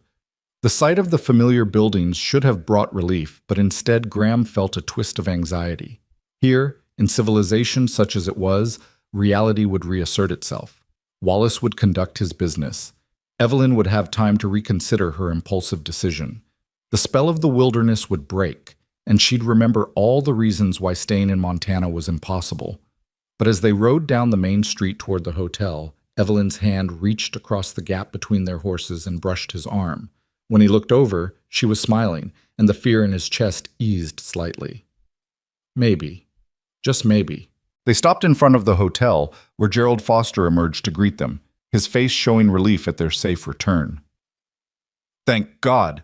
We'd heard about the avalanche up near Broken Ridge. When you didn't come back yesterday, we feared the worst." "We took shelter in the line cabin," Graham explained, dismounting and helping Evelyn down. Her legs were unsteady after hours in the saddle, and she gripped his arms for balance, her face so close to his he could see the flecks of gold in her green eyes. "Well, you're safe now, and that's what matters." Foster gestured toward the hotel. "Come in, warm yourselves. I'll have Martha draw baths and prepare supper." Wallace headed inside immediately, clearly eager for the comforts of civilization, but Evelyn lingered on the boardwalk, and Graham found himself reluctant to leave her. There was something unfinished between them, some acknowledgement that needed to be made. "I should get these horses to the livery," he said, not moving, "and I should go inside, wash off 3 days of trail dust." She didn't move either. They stood there in the gathering dusk, the space between them charged with possibility and uncertainty. Finally, Evelyn spoke. "Will I see you tomorrow?" "If you want to." "I want to." She hesitated, then added, "We need to talk. Really talk. About what staying here would mean, about logistics and reality and all the things we've been avoiding." "I know." He did know, and the knowing terrified him, because talking meant confronting all the reasons why this was impossible, why a wealthy woman from Philadelphia had no business throwing her life away on a Montana rancher. "Morning. I could come by after I finish at the livery. Morning would be good." She reached up and touched his cheek again, the gesture already becoming familiar. "Thank you, Graham, for showing me your mother's valley, for sharing that with me. Thank you for understanding why I needed to." She smiled and turned to go, then paused at the hotel door. "Oh, and Graham, for what it's worth, I think your mother would be proud of the man you've become. Proud that you survived, and proud that you're finally willing to try to do more than just survive." Then she was gone, disappearing into the warm glow of the hotel, and Graham was left standing in the cold evening with his horses and the weight of hope he'd thought he'd never feel again. He took the horses to the livery, spending longer than necessary brushing them down and checking their hooves, delaying the moment when he'd have to ride back to the Circle L and sit alone with his thoughts. Old Pete, the livery owner, watched him work with knowing eyes. "Heard you took the Hart girl into the back country," Pete said, not looking up from the bridle he was mending. "Heard she handled herself pretty well." "She did." "Heard you got caught in that avalanche up by Broken Ridge." Lucky you knew where the line cabin was. Lucky, Graham agreed, though luck didn't begin to describe it. She's a fine woman, that Miss Hart. Pete's tone was carefully casual. Be ashamed to see her head back east. Town could use more folks with backbone. Graham knew what Pete was really asking, knew the old man was one of the few people in Pine Creek who actually gave a damn what happened to him. Maybe she won't go back. Pete's hand stilled on the bridle. That's so. Maybe. Well, Pete set aside his work and looked at Graham directly. If she stays, you be good to her, you hear? Don't let Montana make you cruel. There's enough cruelty in this world without adding to it. I'll try. That's all any of us can do. Pete picked up his work again. Your daddy tried, you know, after your mama passed. He tried real hard to keep going, to be there for you. But grief is a heavy burden, and sometimes a man can't carry it and still function. Don't judge him too harshly. Graham felt his throat tighten. I don't. Good. And don't judge yourself too harshly either. You did what you had to do to survive, and there's no shame in that. But if you get a chance at something more than survival, something that might actually make you happy, don't throw it away out of fear. The words settled into Graham's chest like seeds in winter soil, dormant now, but carrying the potential for growth come spring. He thanked Pete and mounted his horse for the ride back to the ranch. But the old man's wisdom rode with him through the darkness. The Circle L looked lonely when he arrived, a single dark structure against the snow-white landscape. No smoke from the chimney, no light in the windows, no welcoming warmth, just cold reality. This was what he was asking Evelyn to choose, this isolation, this hardship, this grinding daily battle against a land that didn't care whether you lived or died. But as he built up the fire and lit the lamp and made himself a sparse supper, he couldn't help but imagine her there, couldn't help but picture her at the stove cooking, or sitting at the table sketching, or curled up in the chair his mother used to favor, reading by firelight. The house would feel different with her in it, feel less like a shelter and more like a home. The question was whether she'd still feel the same way after a month, a year, a decade of Montana winters. Whether the romance of the frontier would survive contact with its brutal reality. Whether love, if that's what this was, would be enough to sustain her when the loneliness and the cold and the endless work wore away at her spirit. He'd watched it happen to his mother. He couldn't bear to watch it happen to Evelyn. But then he remembered her face when she'd seen the Timber Valley, the wonder and the mourning mixed together, remembered her determination on the trail, the way she'd adjusted to the saddle and the cold without complaint, remembered her standing in the avalanche's aftermath, shaken but unbroken. And he thought maybe, just maybe, she was stronger than he was giving her credit for. Maybe she was strong enough to choose this life with full knowledge of what it would cost. Or maybe he was being a selfish fool, and love, if that's what this was just another name for selfishness. Graham spent a restless night wrestling with these thoughts, and when dawn finally came, he was no closer to answers. He did his morning chores mechanically, fed the cattle, checked the water, repaired a section of fence that had come loose in the wind. Physical work that occupied his hands and gave his mind space to circle endlessly around the same questions. By mid-morning, he could delay no longer. He saddled his horse and rode into Pine Creek, his heart beating harder with each mile that passed. What would she say? Had the cold light of morning changed her mind? Had Wallace talked sense into her, reminded her of all she'd be giving up? The hotel dining room was quiet when he arrived, most of the breakfast crowd already dispersed to their various labors. But Evelyn was there, sitting by the window with a cup of tea, her journal open on the table before her. She'd changed into a proper dress, deep blue with cream lace at the collar, and her hair was pinned up in the Eastern style. She looked beautiful and refined and utterly out of place, and Graham's courage almost failed him. Then she looked up and saw him, and her face transformed with a smile that made his chest ache. "You came," she said, standing as he approached. "I wasn't sure you would." "I said I would." "I know, but I also know you spent the night second-guessing everything, convincing yourself this was impossible." Her eyes searched his face. "Am I wrong?" "No," he admitted. "You're not wrong." "Good, because I spent the night doing the same thing, and I think we need to have the conversation we've been avoiding. The one where we're honest about all the very good reasons why this is a terrible idea. She gestured to the seat across from her. Sit.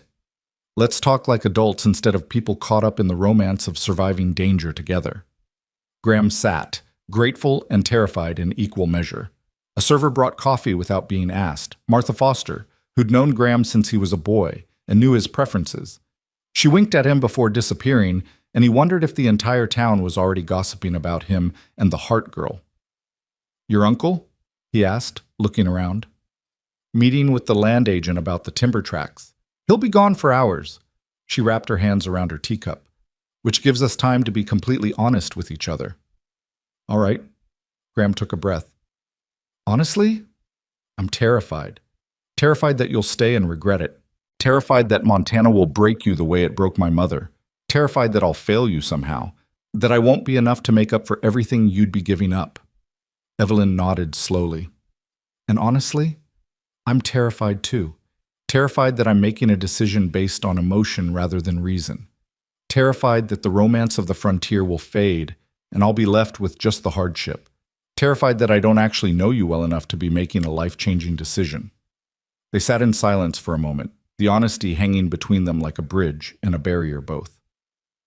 So why are we even considering this? Graham asked. If we're both so terrified, why not just acknowledge it was nice while it lasted and go our separate ways?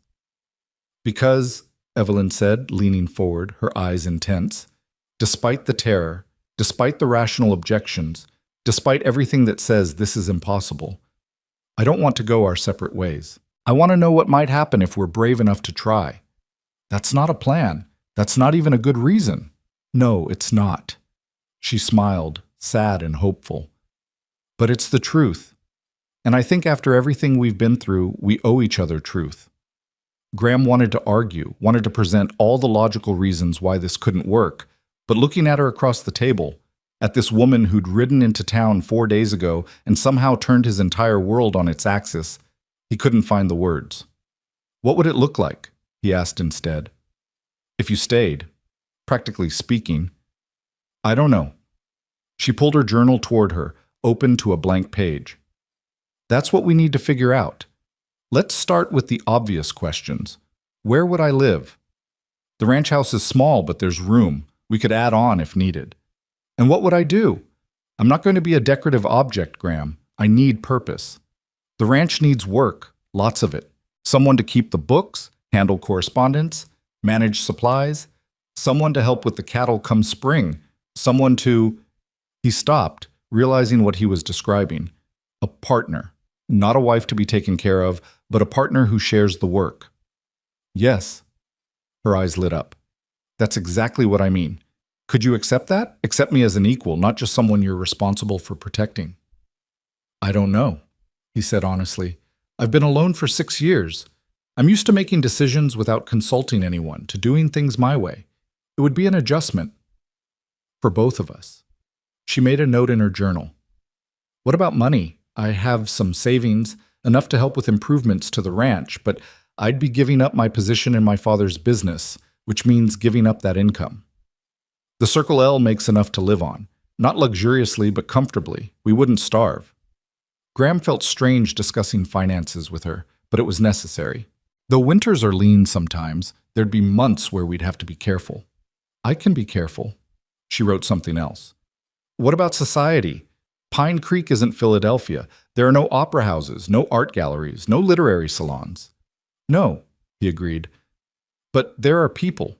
Good people, mostly. And there's beauty, if you know where to look for it. Your mother's valley isn't the only place worth seeing. I know, I've seen enough to know that. She looked up from her notes. But would it be enough? 10 years from now, 20, would I still feel like it was enough? That's what I don't know. I can't answer that for you. I know. She set down her pen.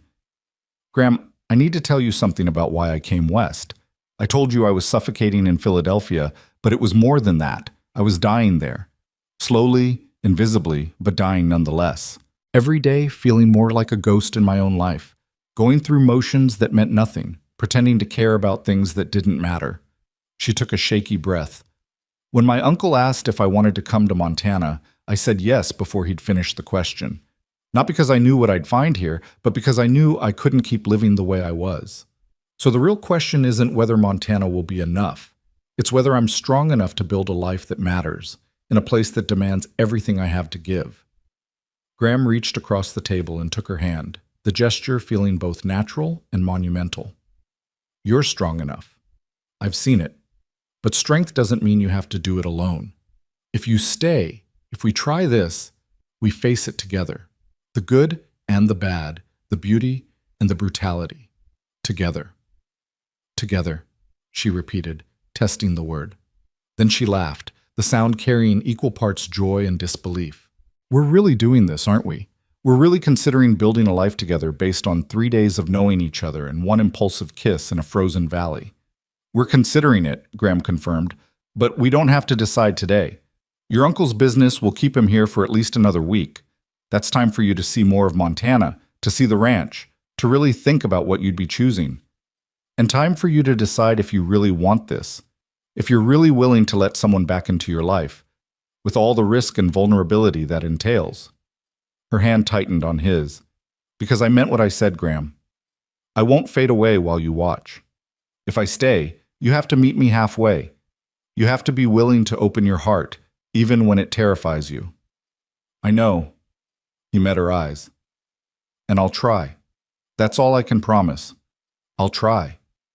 They sat there for a long time, hands joined across the table, the hotel dining room quiet around them. Outside, Pine Creek went about its business, horses clopping past, men calling greetings, the daily rhythm of frontier life continuing regardless of the monumental decisions being made over cooling coffee and tea.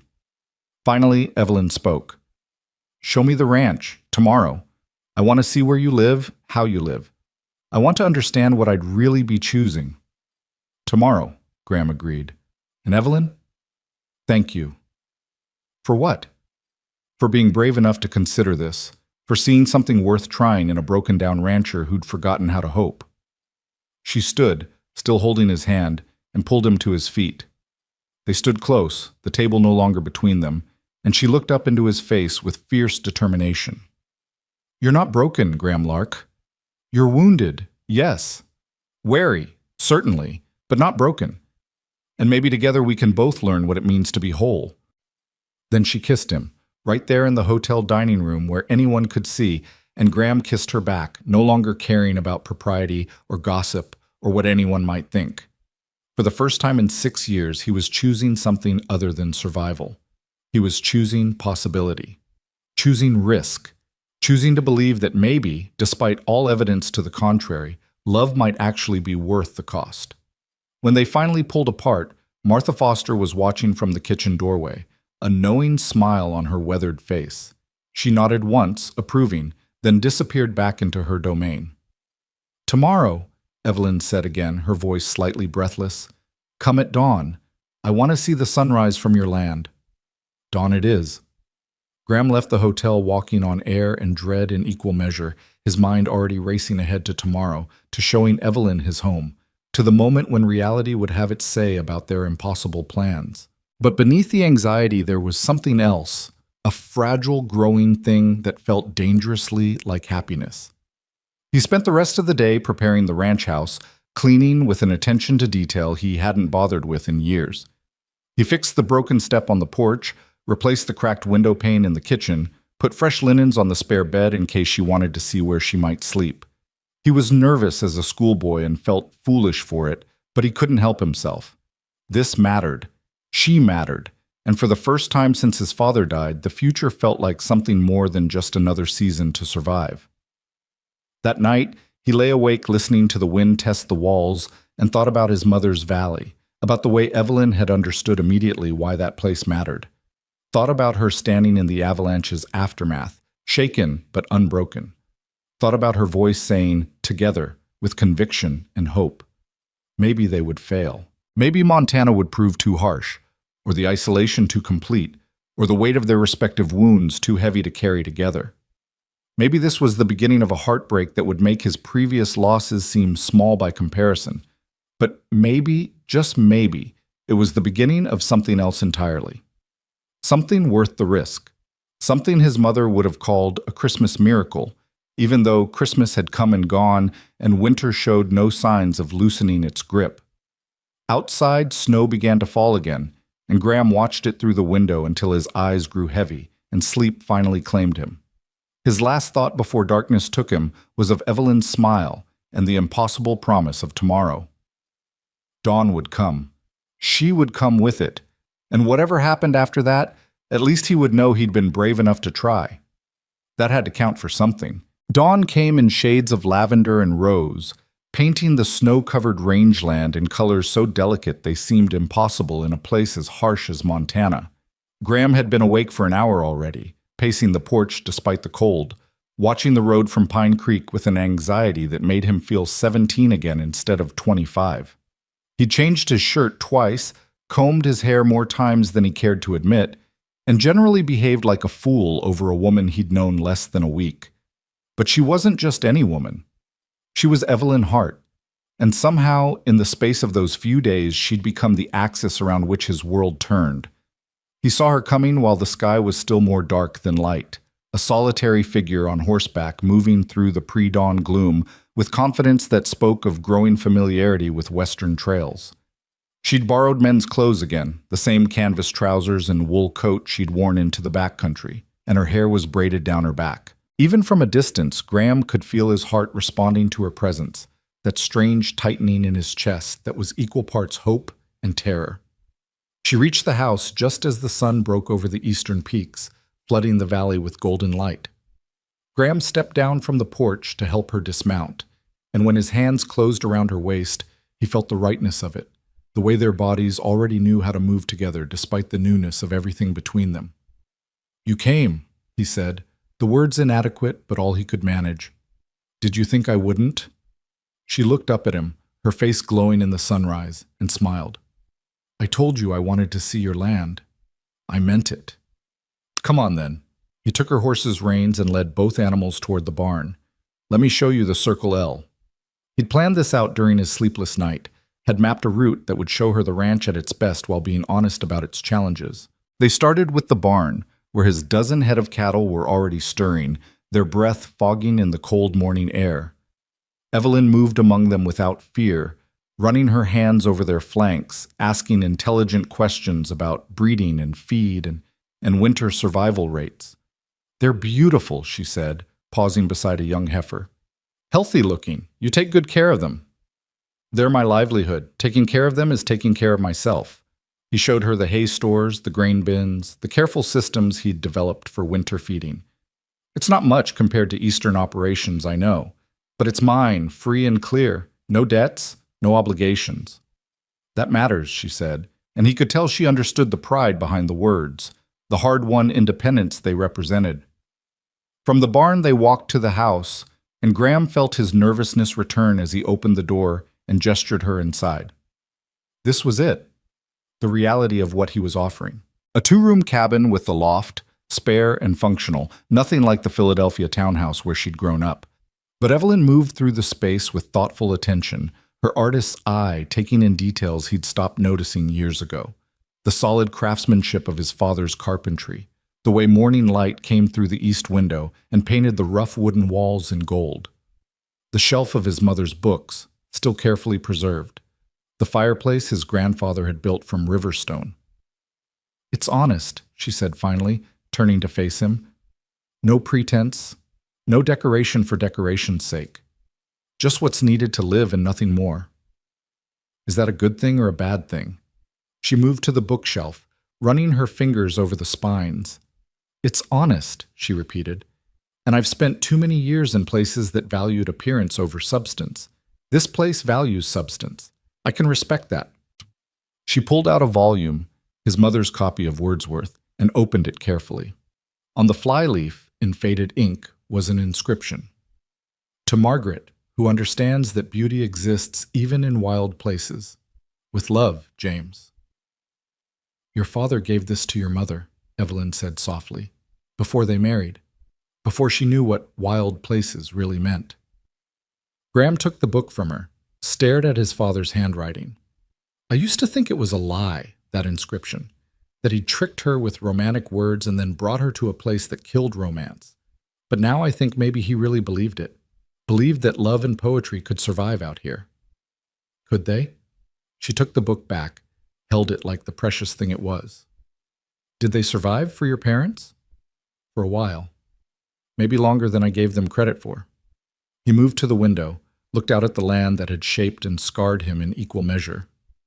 My mother never stopped loving this place. Not entirely. Even at the end, even when the isolation was crushing her, she'd still have moments where she'd look at the mountains or the sky and her face would light up, like she was remembering why she'd chosen this life. And your father?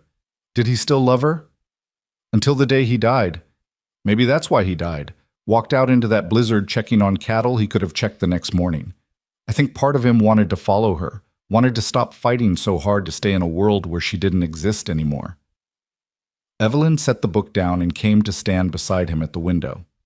Outside, the ranch spread before them. The barn, the corrals, the fenced pastures stretching toward the tree line, the mountains rising beyond like promises or warnings depending on your perspective. Is that what you're afraid of? She asked quietly. That I'll die and you'll follow? The bluntness of the question should have shocked him, but instead it felt like relief, like someone finally naming the fear that had haunted him for 6 years. Part of it, yes, but more than that, I'm afraid I'll watch you fade the way my mother did. Watch the light go out of your eyes as the winters pile up and the isolation grinds you down. Watch you become a ghost while still alive, going through motions but not really living. And what if I don't fade? She turned to face him fully, her voice gaining strength.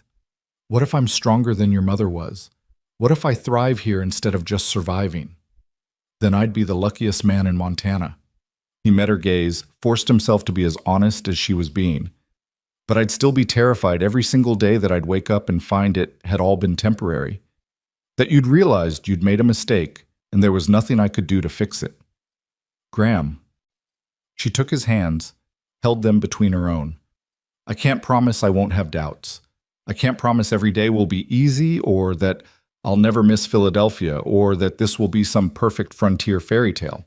But I can promise that if I make this choice, if I choose to stay, it will be because I've thought it through completely.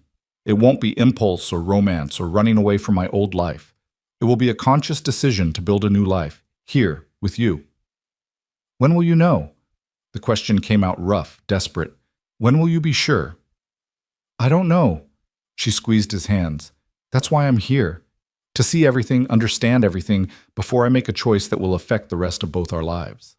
He nodded, accepting this even as part of him wanted to demand an answer now, wanted certainty in a situation defined by uncertainty. Then let me show you the rest. They spent the morning riding the property, Graham pointing out boundaries and landmarks, explaining the rhythms of ranch life through the seasons. He showed her where spring runoff created natural irrigation for hay meadows, where winter wind could pile drifts 20 feet high against canyon walls, where his father had died trying to save cattle that weren't worth a man's life. Evelyn absorbed it all in silence, asking occasional questions but mostly just observing, and Graham found himself grateful for her quietness. She wasn't chattering to fill the silence or pretending to understand more than she did. She was simply learning, taking the measure of this place that might become her home. They stopped for lunch at his mother's valley, the same place where they'd kissed the day before. Graham had packed bread and cheese and apples, simple food eaten with cold fingers, but sitting there beside the frozen pond with Evelyn, it felt like the finest meal he'd ever shared. Tell me about the worst, she said, breaking a long, comfortable silence. Not the worst that's already happened, but the worst that could happen. If I stay, if we build a life together, what's the thing that keeps you awake at night? He thought about deflecting, about sparing her the darkness of his thoughts, but she deserved truth. That I'll fail you when you need me most. That there'll be a moment, a medical emergency, a financial crisis, some catastrophe I can't control, and I won't be enough. That you'll die because I couldn't get you to a doctor fast enough, or we'll lose everything because one bad winter kills the herd, or you'll simply realize too late that I'm not the man you thought I was. Those are all external things, she observed. Circumstances beyond your control. What about the internal things? What about the ways we might fail each other simply by being human and flawed? He hadn't expected that question, hadn't thought past the dramatic disasters to the slow erosion that happened in the daily grind of coexistence. I'm not good with words, he said slowly. I'm used to silence, to working through problems alone. You'll want to talk, to share, to process things together, and I'll retreat into myself because that's what I've learned to do. We'll hurt each other in small ways that add up over time. Yes, she agreed. We probably will. And I'll bring my own failures to the marriage. I'm stubborn and opinionated, and I hate being told what to do.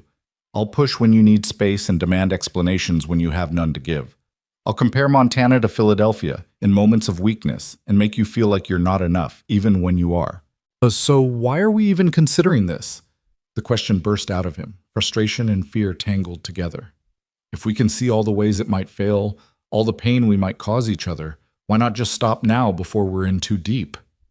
Evelyn was quiet for a long moment, staring at the frozen pond with an expression he couldn't quite read. Then she turned to face him, and her eyes held something fierce and certain. Because the alternative is spending the rest of our lives wondering what might have been. Because I've already lived in the safe choice, the sensible choice, the choice that looked perfect on paper and felt like death by inches.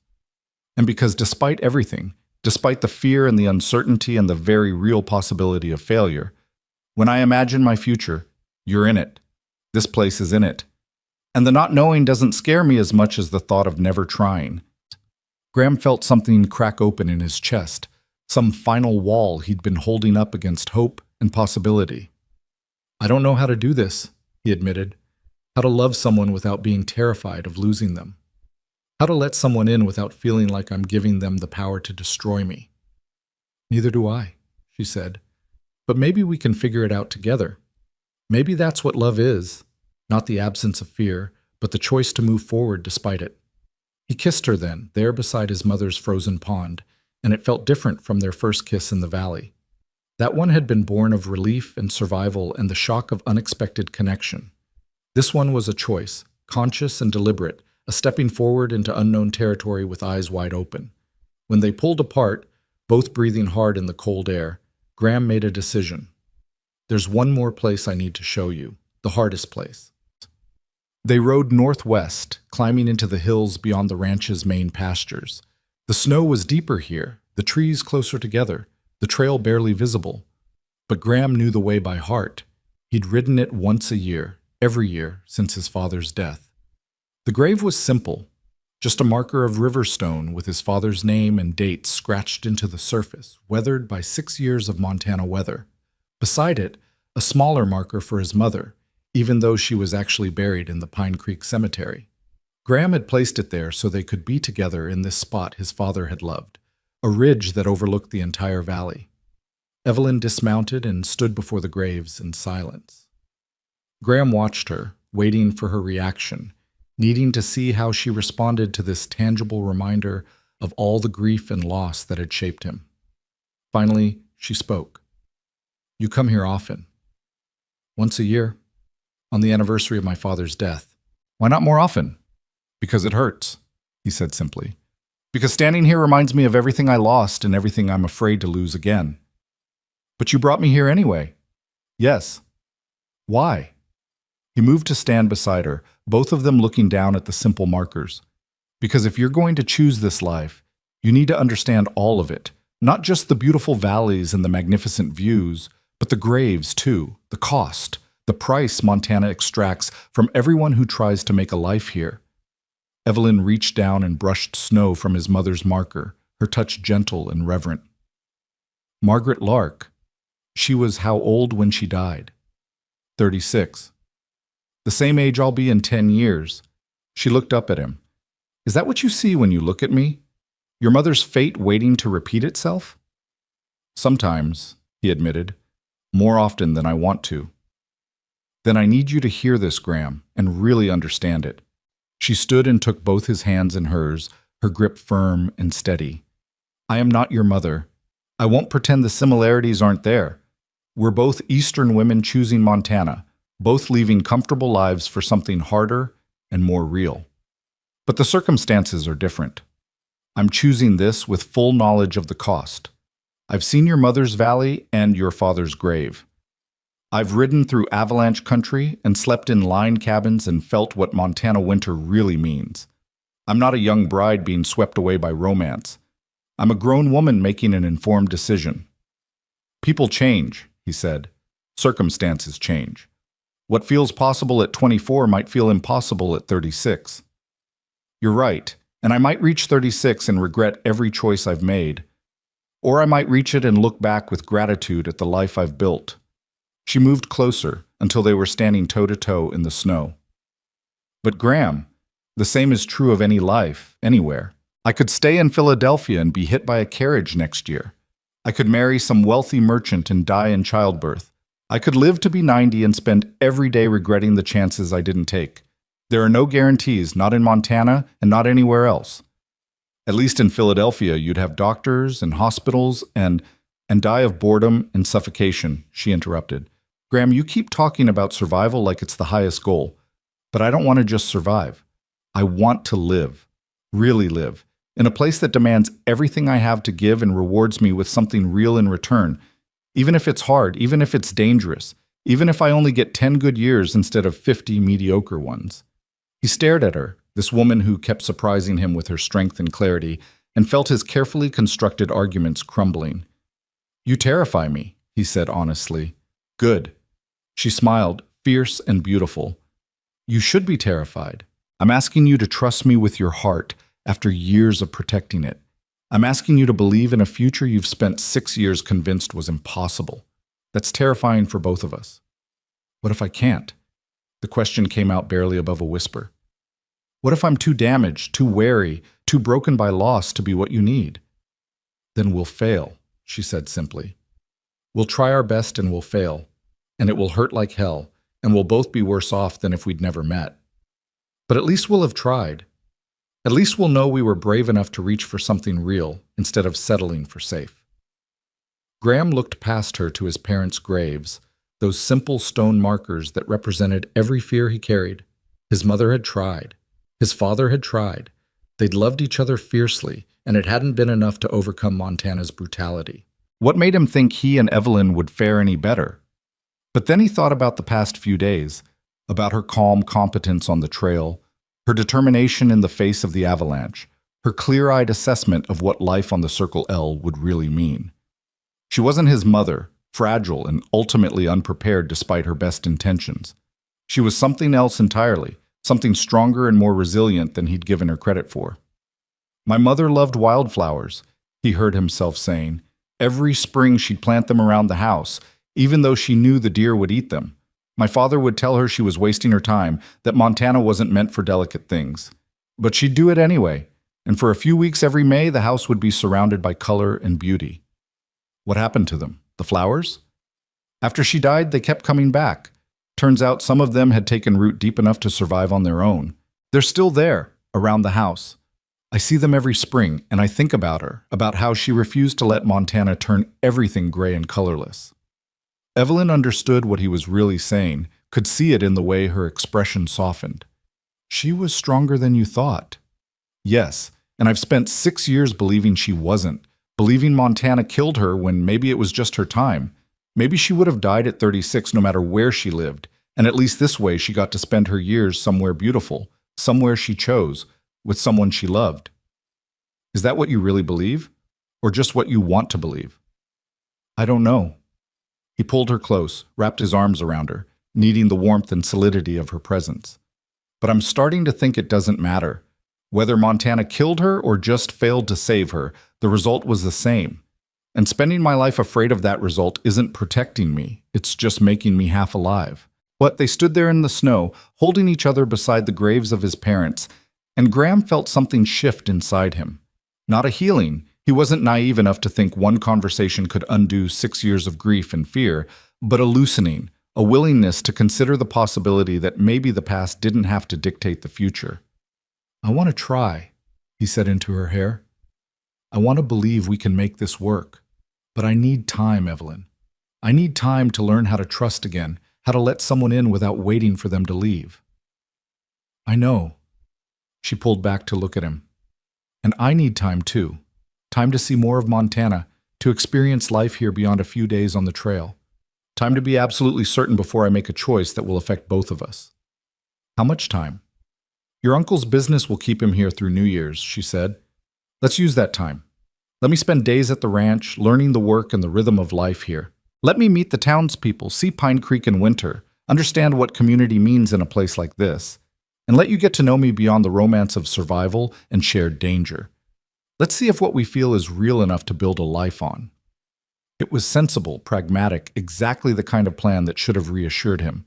But part of Graham wanted to protest, wanted to demand that she decide now, that she commit before his nerve failed or circumstances changed, or the universe reminded them both that happy endings were rare as summer snow in Montana. But that impulse came from fear, and he was trying to be brave. All right, he agreed, through New Year's. And then, if you're still sure, if you still want this life, we'll talk about the future. Really talk. About marriage and partnership and all the practical details we've been avoiding. Deal. She held out her hand, formal and businesslike, and he shook it, both of them suddenly laughing at the absurdity of sealing such a momentous agreement with a handshake beside a pair of graves. But the laughter felt good, felt like release and possibility. And as they rode back toward the ranch, Graham allowed himself to imagine what the next weeks might look like. Evelyn at the stove, learning to cook on a wood-burning range. Evelyn in the barn, helping with morning chores. Evelyn curled up by the fire at night, sketching or reading while he mended tack. The images came easily, naturally, as if some part of him had already accepted what his conscious mind was still fighting. They reached the house as afternoon shadows were lengthening across the snow. Graham unsaddled the horses while Evelyn explored the outbuildings, the chicken coop his mother had insisted on, the root cellar where he stored winter vegetables. When he found her, she was standing in what had been his mother's garden, now just a snow-covered plot marked by the fence posts his father had built. "The wildflowers," she said, gesturing at the buried ground. "They're under there, waiting for spring." "Yes." "Can I plant more? If I stay, I mean. Can I add to what your mother started?" The question hit him harder than it should have. The image of Evelyn continuing his mother's tradition, bringing color and beauty to this harsh place. "Yes," he managed. "I think she'd like that." Evelyn smiled and turned to face the mountains, the setting sun painting the peaks in shades of amber and rose. Graham came to stand beside her, and they watched the light fade together, neither speaking, both lost in their own thoughts about futures that might or might not come to pass. Finally, as the first stars appeared in the darkening sky, Evelyn spoke. "I should get back to town. Uncle Wallace will worry if I'm gone too long." "Stay for supper," Graham heard himself offer.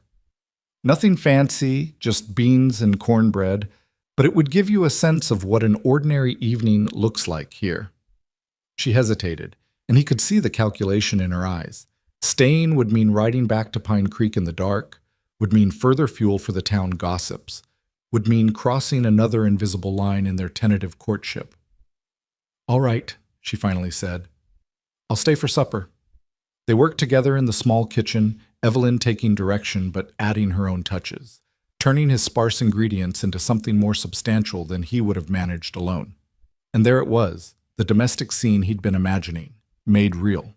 Her presence transformed the space, made it feel less like a bachelor's cabin and more like a home. They ate at the rough wooden table his father had built, and Graham found himself talking more than he had in months, telling her stories about his childhood, his parents, the early years of running the ranch alone.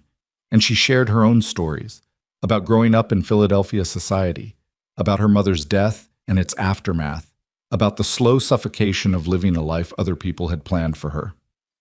"I used to sketch secretly," she admitted, "hide my journals and pencils because my father thought art was frivolous, something to be enjoyed as a spectator, but never pursued seriously.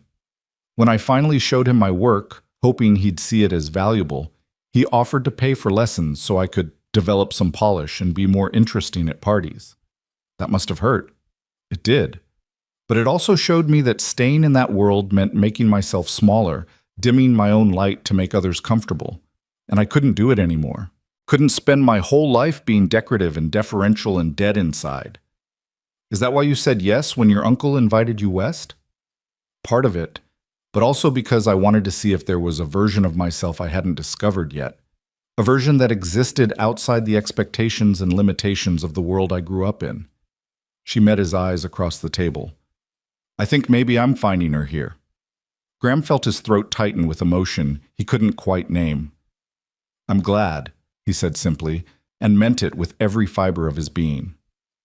After supper, they sat by the fire, the dishes washed and put away, the house settling around them with creaks and sighs. Evelyn had pulled out her journal and was sketching while Graham pretended to read but was actually watching her, mesmerized by the focused intensity on her face as her hand moved across the page. What are you drawing? She turned the journal so he could see. It was the kitchen, captured in quick, confident lines. The wood stove, the table, the window overlooking the darkening valley. But she'd added something that hadn't been there. Flowers in a jar on the table, bringing life and color to the sparse space. Wildflowers, she said, for spring. A reminder that winter doesn't last forever. He couldn't speak past the lump in his throat, so he just nodded, and she went back to her sketching, and they sat in comfortable silence until the fire burned low and the hour grew late. When it was time for her to leave, Graham saddled her horse in his own. I'm riding with you, he said, brooking no argument. You're not traveling alone after dark. They rode through the winter night toward Pine Creek, the stars brilliant overhead, their horses' breath fogging white in the cold.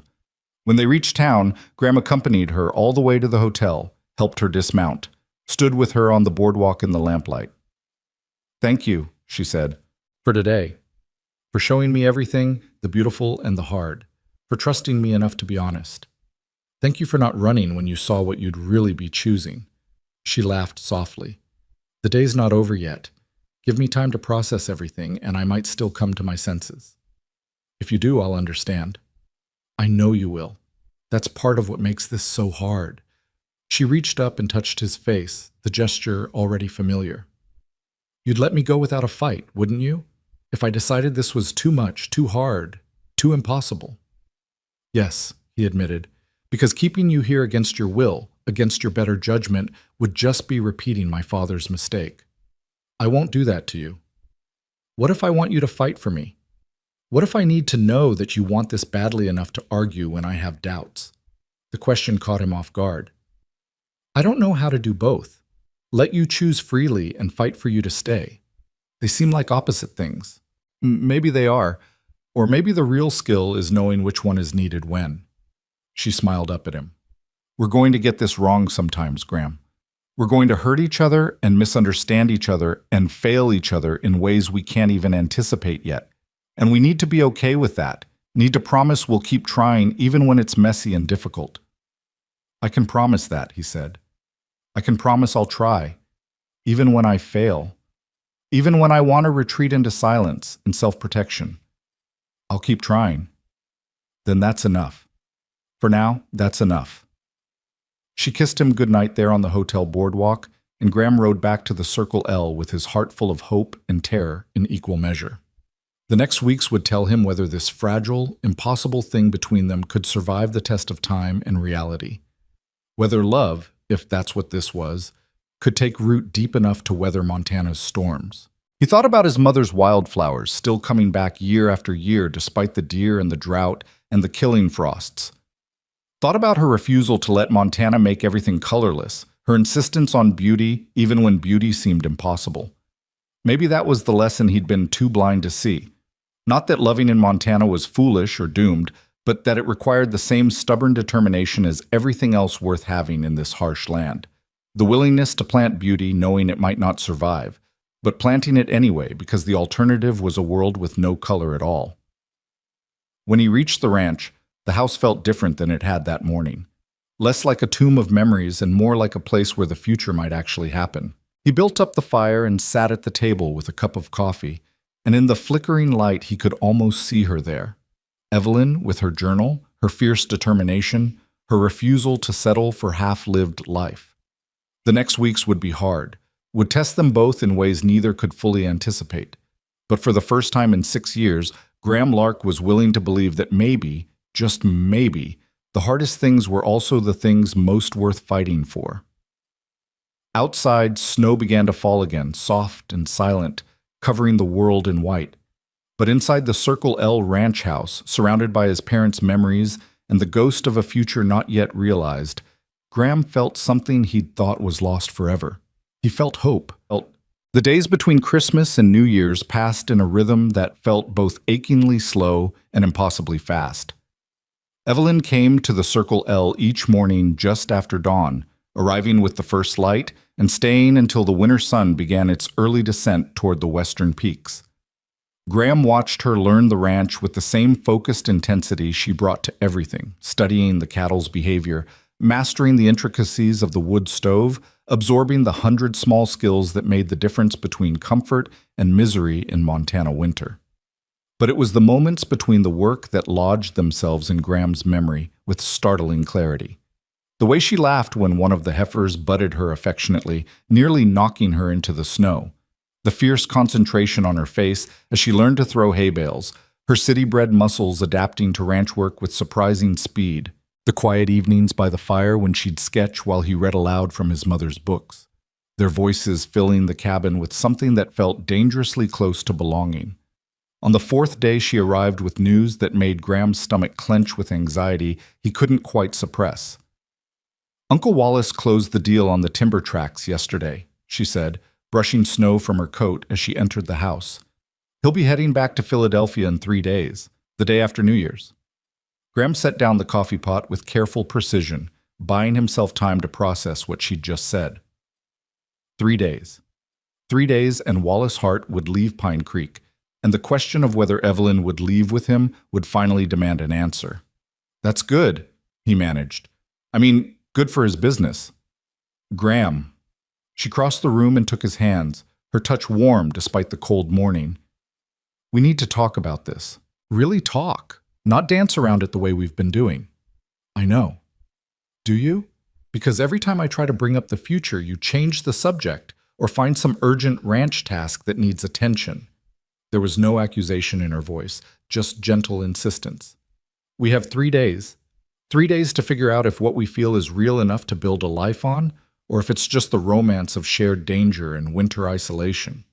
He wanted to protest that it was more than that, wanted to list all the ways she'd become essential to him in the space of a week. But doubt crept in, whispering questions he couldn't silence. How could you know someone in a week? How could feelings this intense be trusted when they'd been forged in crisis and uncertainty?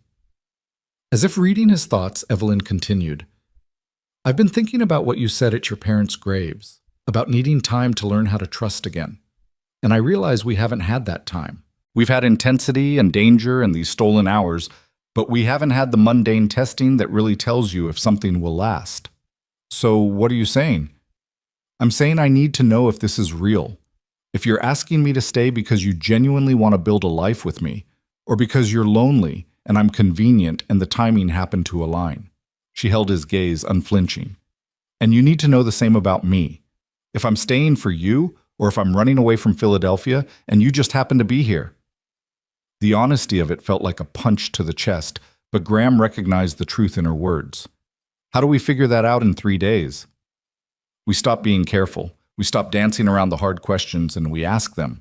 We stop pretending this is a fairy tale and we treat it like the serious, life-altering decision it is." She squeezed his hands. "Starting now. Graham Lark, why do you want me to stay?" The directness of the question stripped away all his carefully prepared deflections. He could give her the romantic answer, tell her about how she'd awakened something in him he'd thought was dead, about how the world felt less harsh when she was in it. But she deserved more than romance. She deserved truth. "Because I'm tired," he said finally. "Bone tired of living half a life, of going through motions without purpose, of surviving without any reason to survive. You make me want more than that. Want to build something instead of just maintaining what's left. Want to believe the future might hold something besides more winters and more loss." He paused, forcing himself to continue.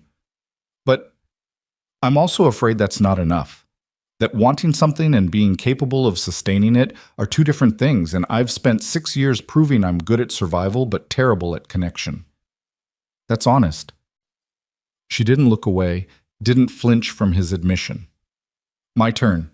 I want to stay because, for the first time in my adult life, I feel like I'm becoming myself instead of performing some version of myself that other people find acceptable. Montana strips away pretense. You strip away pretense. And what's left? The woman who throws hay bales badly and burns breakfast and asks too many questions.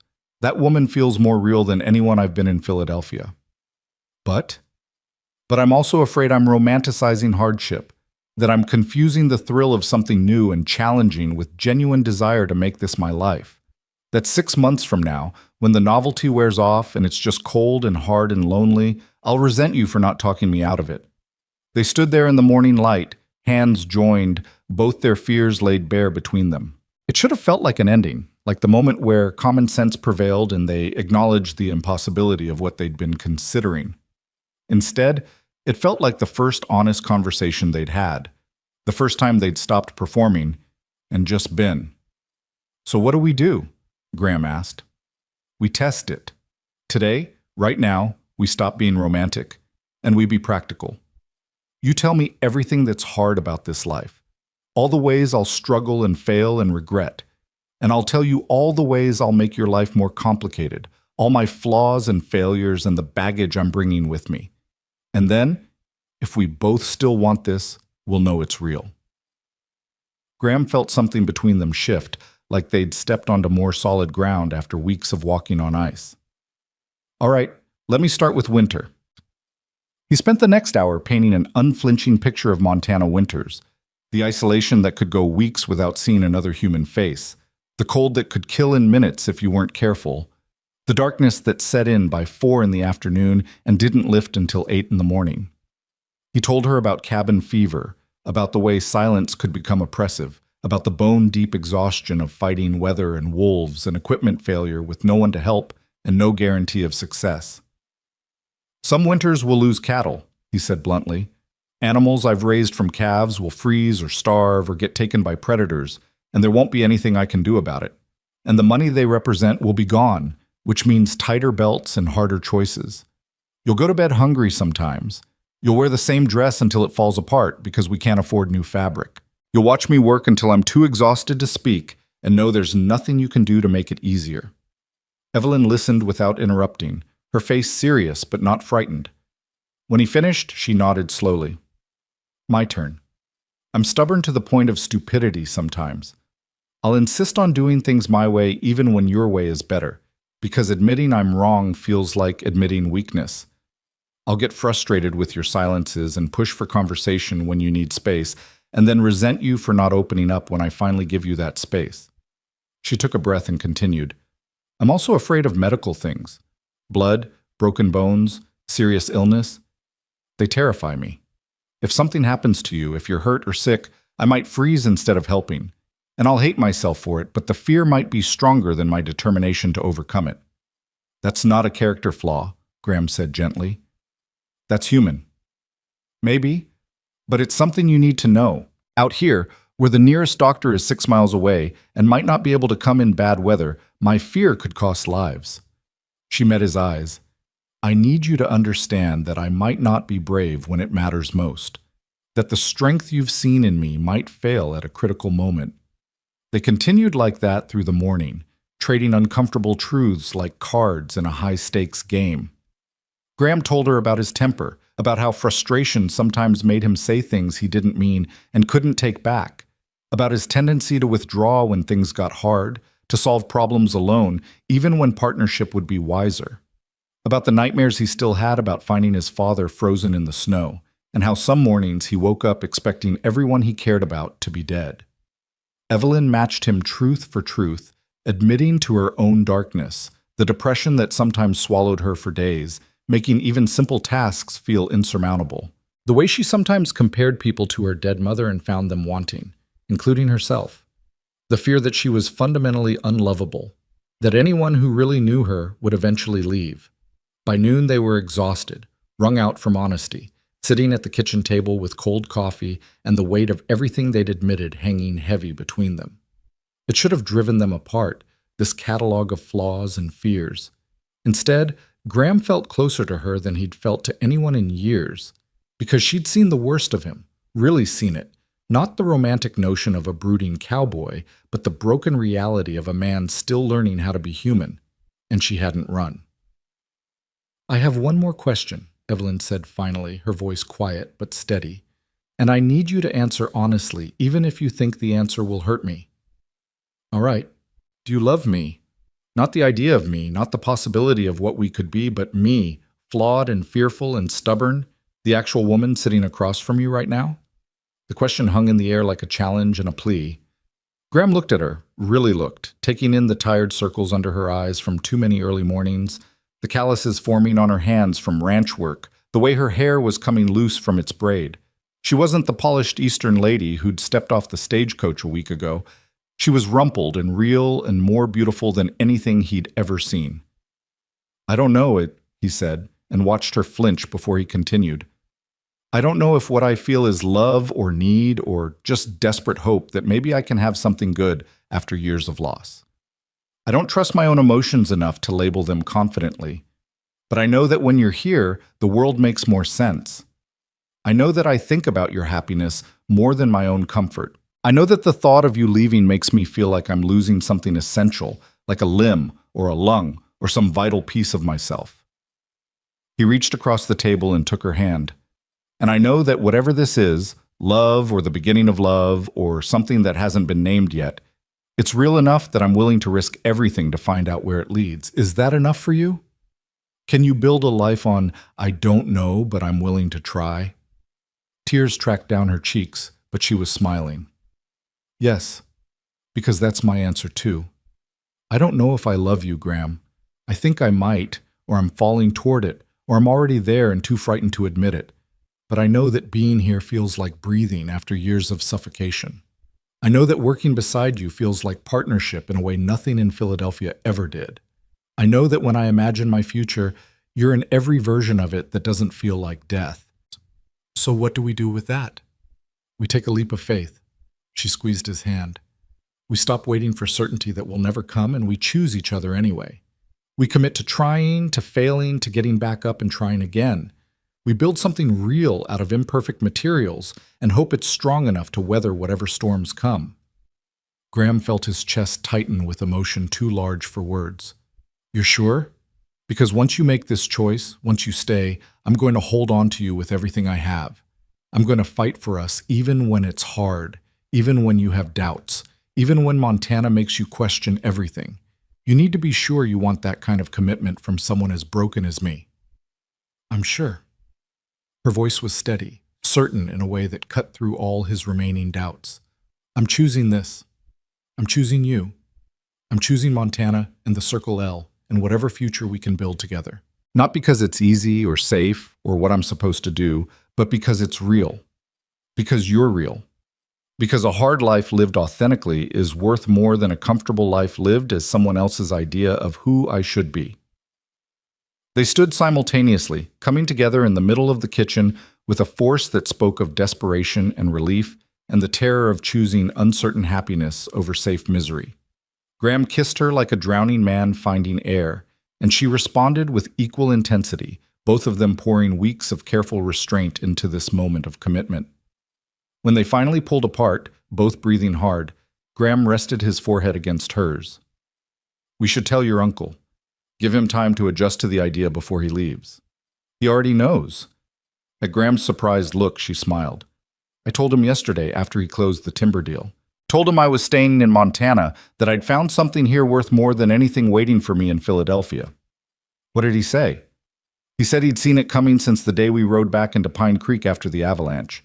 Said the way you looked at me and the way I looked at you told him everything he needed to know about where this was heading. She traced the line of his jaw with her fingers. He's happy for me, Graham. Worried, yes, because he understands what I'm choosing, but happy that I'm finally living for myself instead of performing for everyone else. Relief flooded through Graham, one more obstacle removed. When will you tell him you've decided? Made it official? New Year's Eve. There's a gathering at the hotel. Nothing fancy, just the townspeople marking the turning of the year.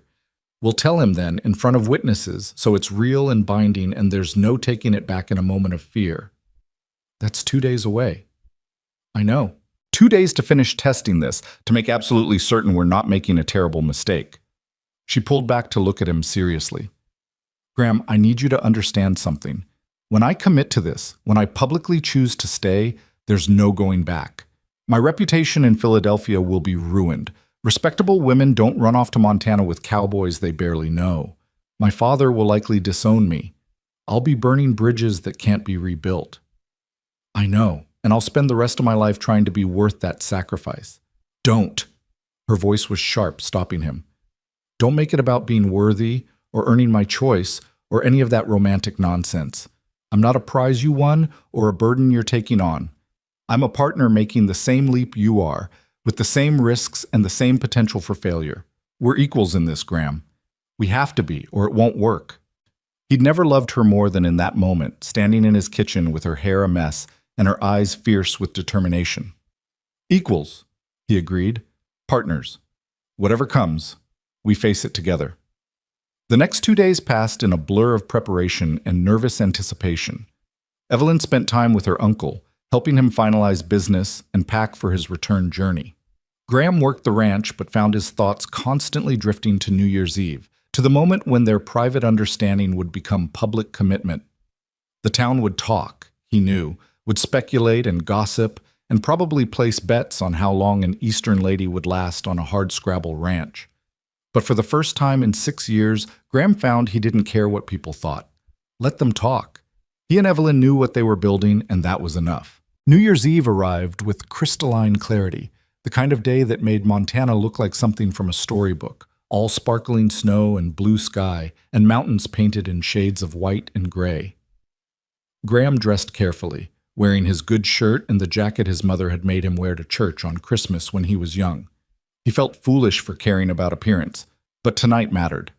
Tonight he was claiming a future, and he wanted to look like a man worthy of the chance.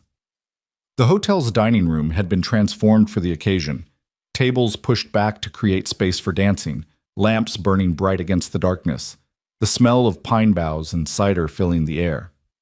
The whole town seemed to have turned out, ranchers and shopkeepers, the sheriff and the preacher, families with children, and old-timers who'd seen Montana change from wilderness to territory to something approaching civilization. Graham arrived alone, his heart pounding harder than it had any right to. He accepted a cup of cider from Martha Foster, who winked at him knowingly, and positioned himself where he could watch the door. Waiting. Always waiting, it seemed, for Evelyn to walk into his life and transform it. Then there she was, entering with her uncle, and the room seemed to quiet around them. She was wearing a dress he hadn't seen before, deep green like the pine forests, simple but elegant, her hair pinned up to show the long line of her neck. She looked like she belonged in Philadelphia ballrooms, and for a moment Graham felt the old fear rise up. How could someone like her choose someone like him? How could this possibly work? But then her eyes found his across the room, and she smiled, and all his doubts dissolved. Because the way she looked at him, like he was the only person in the room, like he was worth crossing a continent for, like he was home, that look was real. That look was a choice, conscious and deliberate, and more precious than anything he'd ever been given. She crossed the room to him, her uncle following, and suddenly they were the center of attention, everyone watching to see what would happen next. Graham felt exposed, vulnerable, but Evelyn's hand found his and squeezed, and he drew strength from her touch. "Folks," Wallace Hart's voice carried across the room, commanding attention the way a lifetime in business had taught him. "I want to share some news with you all before I head back east tomorrow. My niece Evelyn has decided to stay in Montana. She's found something here worth more than what waits for her in Philadelphia." He paused, looking between Evelyn and Graham with approval and concern mingled. "She's found a future worth fighting for, and a man brave enough to build it with her." The room erupted in conversation, some approving, some skeptical, everyone having an opinion about the Eastern lady and the hermit rancher. But Graham barely heard it, because Evelyn was looking at him with tears in her eyes and a smile on her face. "It's done," she whispered. "No taking it back now." "Good," he said, and meant it with every fiber of his being. "Because I don't want to take it back. I want to move forward, with you, starting now." Sheriff Dawson stepped forward then, clearing his throat for attention. "Seems to me that if these two are making commitments, we ought to do it proper. Preacher Matthews is right here, and there's no better time than the start of a new year to start a new life. What do you say, Graham? You want to make this official?" Graham's mind reeled. He'd expected to have time, to plan a proper proposal, to do this right. But looking at Evelyn, at the hope and fear and determination in her eyes, he realized time and planning didn't matter. What mattered was the choice, the leap, the willingness to commit despite uncertainty. "Evelyn Hart," he said, loud enough for the whole room to hear, "I'm not going to make you pretty promises about how easy this will be. I'm not going to pretend I'm not terrified or flawed or still learning how to be human again, but I will promise to try, to choose you every morning and every night, to build something real with you, something worth the risks we're both taking. Will you marry me? Tonight, in front of these witnesses, so there's no backing out when we both come to our senses?" She laughed through tears, the sound bright and joyful. "Yes. Yes, absolutely yes. Let's be fools together and hope love makes us wise." Preacher Matthews came forward, his weathered face creased with a smile. "Well then, let's make it official before either of you changes your mind." What followed was the simplest, most profound ceremony Graham could have imagined. No elaborate vows, no lengthy sermon, just the essential promises to love and honor and cleave to one another, for better or worse, as long as they both lived. Graham's voice shook when he made his promises, but he meant every word with a fierceness that surprised him. And Evelyn's voice was clear and strong, choosing him in front of everyone, binding her life to his with words that felt like magic and covenant both. When Preacher Matthews pronounced them husband and wife, the room erupted in cheers and applause. Graham pulled Evelyn close and kissed her, tasting salt and cider and the promise of futures yet unwritten. When they pulled apart, she was smiling and crying and more beautiful than anything he'd ever seen. "What did we just do?" she whispered against his chest. "Something terrifying and necessary." He held her tighter. "Something our parents would probably call both brave and foolish." "Good. I'm tired of safe choices that make sense to everyone but me." They spent the rest of the evening accepting congratulations and well wishes, enduring teasing and advice from the townspeople who'd known Graham his whole life, and were shocked to see him with a wife. Old Pete from the livery hugged Evelyn and told her she'd do fine. She had the look of someone with staying power. Martha Foster pressed a recipe book into her hands, whispering tips about cooking at high altitude. Sheriff Dawson clapped Graham on the shoulder and said it was about damn time he stopped brooding and started living. Through it all, Graham kept waiting for the other shoe to drop, for reality to intrude and reveal this as the foolish mistake everyone would later claim they'd seen coming. But it didn't happen. Instead, as midnight approached and the new year drew near, he felt something he thought was lost forever settling into his chest. Peace. Contentment. The sense of having found something worth protecting instead of just surviving through.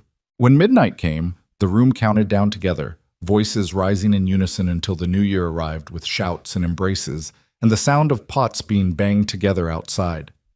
Graham turned to his wife, the words still strange and wonderful, and kissed her as 1885 became 1886, as their old lives ended and their new life began. "Happy New Year, Mrs. Lark," he murmured against her lips. "Happy New Year, husband," she replied, and he could hear the smile in her voice, the joy and terror and determination all mixed together. They left the celebration shortly after midnight, riding through the cold night toward the Circle L.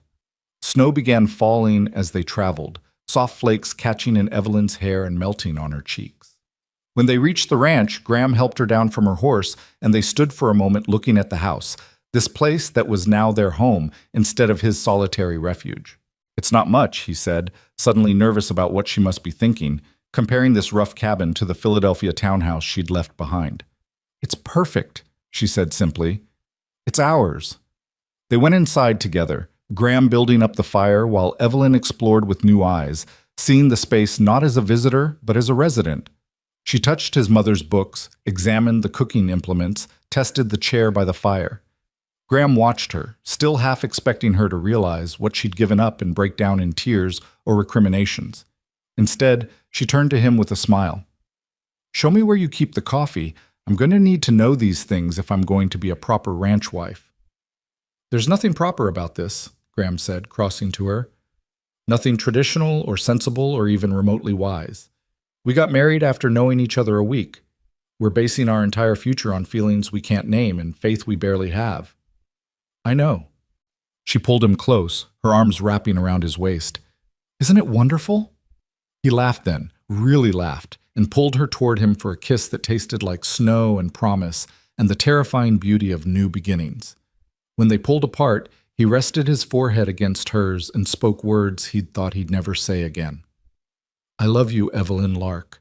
I don't know when it happened or how, but somewhere between the avalanche and the graves and your stubborn refusal to let me hide, I fell in love with you, and I'm going to spend the rest of my life trying to deserve the choice you made.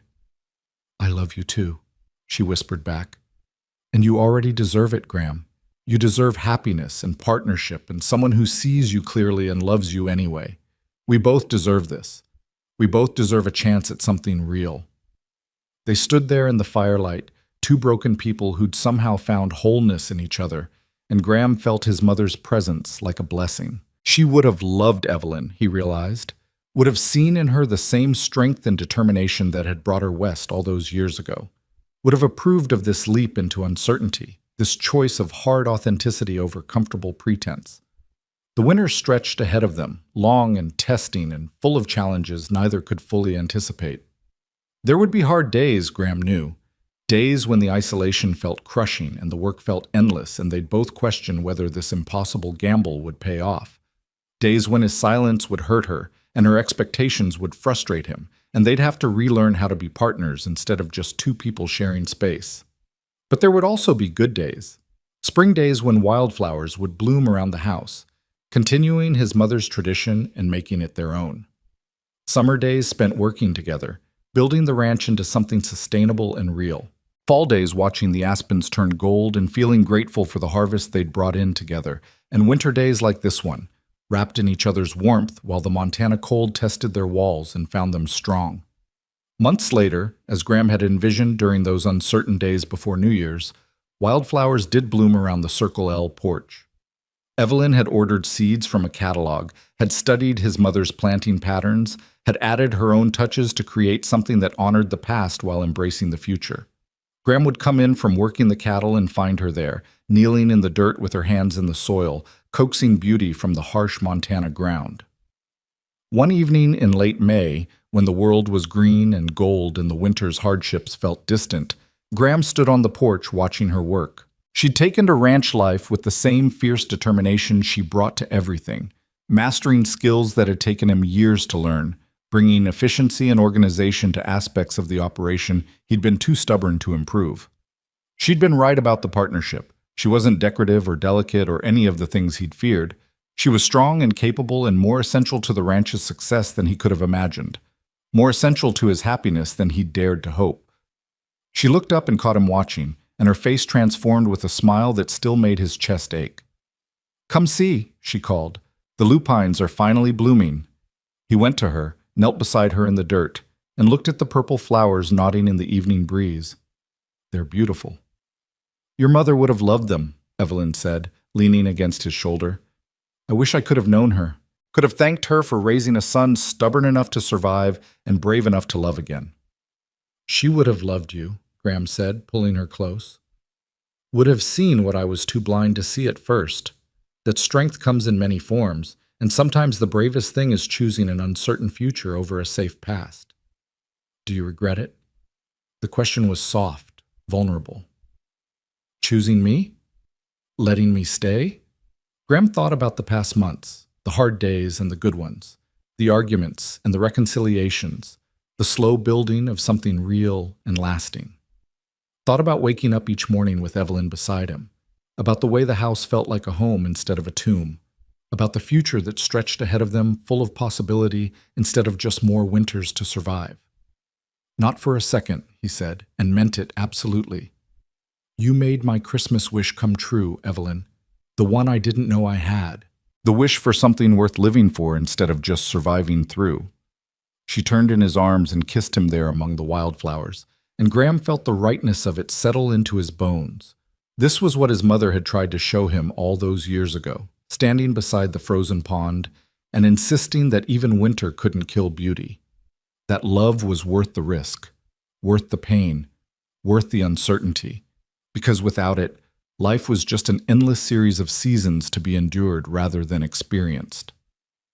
The wind swept through the valley then, carrying the scent of pine and wildflowers, and Graham held his wife close and watched the sun paint the mountains in shades of amber and rose. Montana was still harsh, still unforgiving, still testing them every day in ways large and small. But they were facing it together now, two people who'd been broken by loss and remade by love, building something that would last not despite the hardship, but because of it.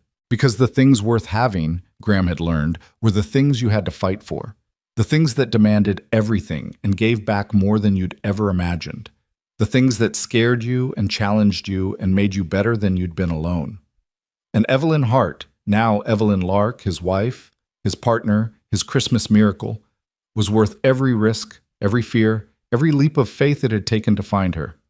As the stars began to appear in the darkening sky, they went inside together, to the home they'd built and the life they were creating one day at a time. The future was uncertain, as futures always were, but they would face it together. And that, Graham knew, was more than enough. That was everything. The cowboy who'd wanted nothing for Christmas had gotten something far better than he'd dared to wish for. He'd gotten a second chance at happiness, a partner who saw him clearly and loved him anyway, and a future that held more than just survival. He'd gotten home, not a place, but a person. Not safety, but belonging. Not the absence of fear, but the courage to choose love despite it. And as snow began to fall again outside their window, soft and silent and eternal, Graham Lark smiled and pulled his wife close and gave thanks for the impossible gift of her presence. For the wildflowers that would bloom again next spring. For the life they were building together in this beautiful, brutal, magnificent place. For the Christmas wish that had come true when she'd ridden into town, and for every day since that he'd been brave enough to believe in second chances.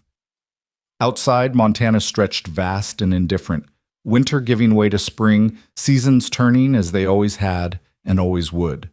But inside the Circle L ranch house, wrapped in firelight and love and the promise of tomorrow, two people who'd learned the hard way that survival wasn't enough were finally truly living, and that made all the difference.